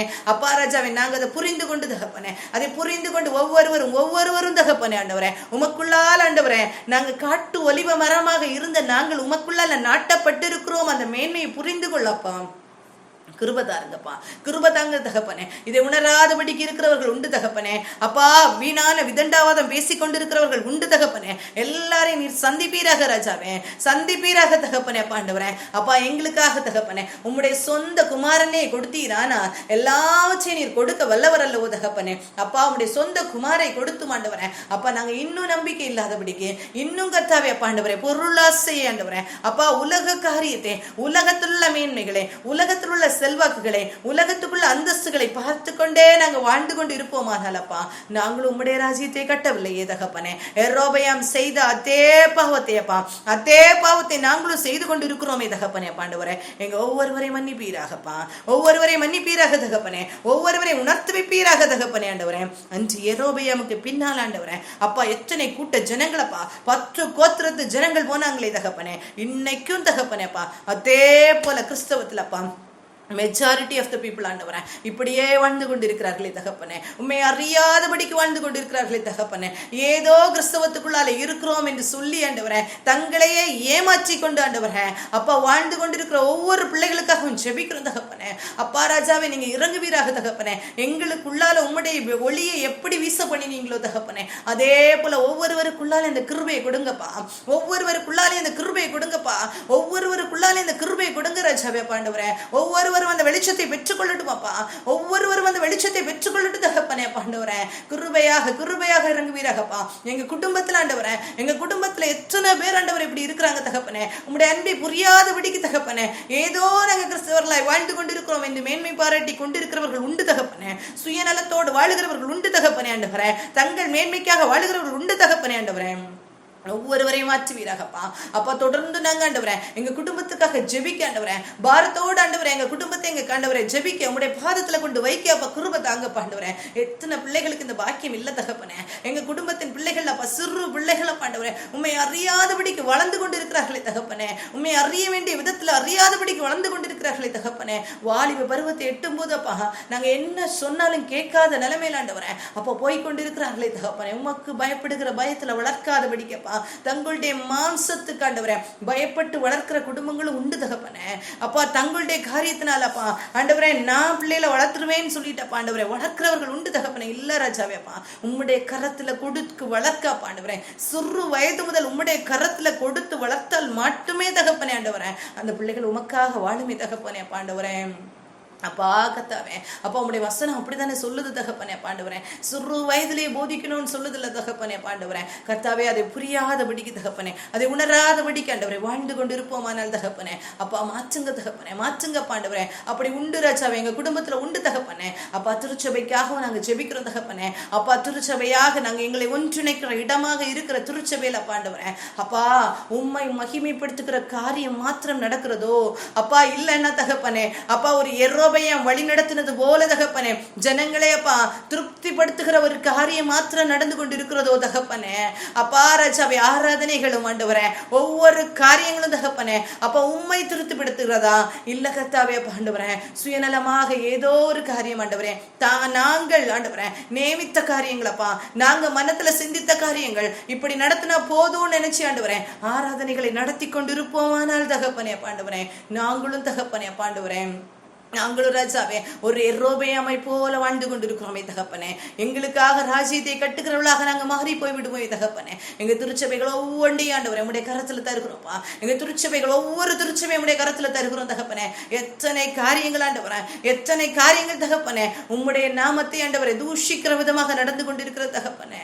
அப்பா உம்முடைய நாமத்தை தூஷிக்கிற விதமாக ஒரு சாட்சியற்ற ஒரு வாழ்க்கை ஆண்டவரே இருந்து கொண்டு இருக்கிறது தகப்பனே. அதையும் சகித்து கொண்ட பாண்டவரே திருச்சபை இருந்து கொண்டு இருக்கிறதே ராஜாவே. ஆண்டவரே அதை விட்டு எழும்பி வெளியே வரப்பா நீர் கிருபை தாங்கப்பா, உம்முடைய தைரியத்தை கொடுப்பீராக ராஜாவே. ஆண்டவரே திருச்சபைகள் உமக்காக எழும்பி பிரகாசிக்கட்டும் தகப்பனே. அப்பா சாட்சியாக மாறட்டும் தகப்பனே. ஆண்டவரே அப்பா அந்த திருச்சபையை பார்த்து அநேகர் உம்மிடத்துல ஓடி வரணும் தகப்பனே. விளக்கை கொளுத்திய பாண்டவரே மரக்காலின் மேல் ஆண்டவரே அப்பா வைக்கிறது போல அப்பா எங்க திருச்சபை ஒளி கொடுக்கிற திருச்சபையாக மாறணும் தகப்பனே. ஆண்டவரே அப்படி மாறினால் மாத்திரமே தகப்பனே புறஜாதியார் அதை கண்டு வெளியே வருவாங்க தகப்பனே, உம்மிடத்துல ஓடி வருவாங்க தகப்பனே. ஆண்டவரே அப்படி எங்க திருச்சபையை மாற்றுங்கப்பா, அப்படி ஒரு திருச்சபையை மாற்றுங்க தகப்பனே. ஒரு சாட்சி இல்லாத ஒரு ஜீவியம் வேண்டாம் தகப்பனே. ஆண்டவரே ஒரு சாட்சி இல்லாத ஜீவியம் வேண்டாம் தகப்பனே. ஆண்டவரே ஒவ்வொரு விசுவாசிகள் ஆண்டவரே உம்மிடத்துல நடத்தப்படணும்ப்பா, ஒவ்வொருவரும் உம்மிடத்துல நடத்தப்படணும் தகப்பனே. ஆண்டவரே எப்படியாவது பிரயாசப்பட்டு ஆண்டவரே எருசலேமுக்கு ஆண்டவரே வழி நடத்தணுமே தகப்பனே. கானானுக்கு நேராக வழி நடத்தணுமே தகப்பனே. எருசலேமுக்கு போய் உம்மை பணிந்து கொள்ளுகிறதற்கு அஞ்சு ஆண்டவரே கடினம் என்று சொல்லியப்பா யெரொபெயாம் வஞ்சனையாக சொன்ன காரியத்தை போல தகப்பனே வசனத்தின்படி நடக்கிறது கடினம் என்று சொல்லியப்பா ஆண்டவரே ஏதோ உபதேசங்களை கொடுத்து கொண்டு இராதபடிக்கப்பா ஒவ்வொரு திருச்சபையினை மாற்றுவீராக தகப்பனே. ஆண்டவரே மாற்றுவீராக தகப்பனே, மாற்றுவீராக தகப்பனே. ஒரு பெரிய மாற்றம் ஆண்டவரே நாங்கள் காண கிருபை தர வேண்டுமா ஜெபிக்கிறோம் தகப்பனேப்பா. ஒரு பெரிய மாற்றம் ஆண்டவரே நாங்கள் காண கிருபை தாங்க தகப்பனேப்பா. நன்றி ராஜாவே, நன்றி ராஜாவே, நன்றி தகப்பனேப்பா. அப்படி செய்ய போற அன்புக்காக நன்றி செலுத்துக்கிறோம் தகப்பனே. நமக்கு நன்றியப்பா, நன்றி ராஜாவே, நன்றி தகப்பனேப்பா. ஆண்டவரே இன்னும் தகப்பனே ஒவ்வொருவரையும் உடைய கரத்துல தருகிறப்பா. என் குடும்பத்தின் பிள்ளைகள் ஒவ்வொருவரையும் உடைய கரத்துல தருகிறோம் தகப்பனே. நீங்களே மகிமைப்படுவீராக, உம்முடைய நாம மகிமைப்படணும் தகப்பனே. ஒவ்வொரு நாளும் உம்முடைய நாம மகிமைப்படணும் தகப்பனேப்பா. அப்படிப்பட்ட காரியத்தை நீ செய்வீராக தகப்பனே, அப்படிப்பட்ட காரியத்தை செய்வீராக தகப்பனே. நாங்க உண்மை இழந்து போகாதபடிக்கு தகப்பனே, நாங்க உண்மை இழந்து போகாதபடிக்கு தகப்பனே. அப்பா ராஜாவே நாங்க நிலைத்து நிற்கப்பா. நிற்கிருபைகளை தர வேண்டுமா ஜெபிக்கிறோம் தகப்பனே. நிற்கிருபைகளை தர வேண்டுமா ஜெபிக்கிறோம் ராஜாவே. அப்பா எப்படி செய்ய வேண்டுமா ஜெபிக்கிறோம் தகப்பனே. சப்பா ஒரு மாய்மாலமான வாழ்க்கை எங்களுக்குள்ளால இருக்காதபடிக்கு தகப்பனே. அப்பா ராஜாவே நீர் கிருபையாக இறங்க வேண்டுமா ஜெபிக்கிறோம். ஒரு மாய்மாலங்கள் வேண்டாம் தகப்பனே, வேண்டாம் ராஜாவே. உம்மிடத்தில் ஆண்டவர் எங்களுடைய சுயத்தை அர்ப்பணித்து தகப்பனே. அப்பா உம்முடைய பிள்ளைகளாக வாழப்பா நீர் கிருபை தர வேண்டுமா ஜெபிக்கிறோம் தகப்பனே. தாழ்த்துக்கிறோம் அப்பா, ஒப்பு கொடுக்கிறோம் தகப்பனே. ஆண்டவரே அப்பா நாளை நடக்கிற ஆராதனைகள் ஒவ்வொன்றையும் உடைய கரத்துல தருகிறோம். ஒவ்வொரு ஆராதனைகளும் அப்பா உமக்கு பிரியமான ஆராதனைகளாக நடைபெறப்பா நீர் கிருபை தாங்க ராஜாவே. உமக்கு பிரியமாக நடைபெறட்டும் தகப்பனே.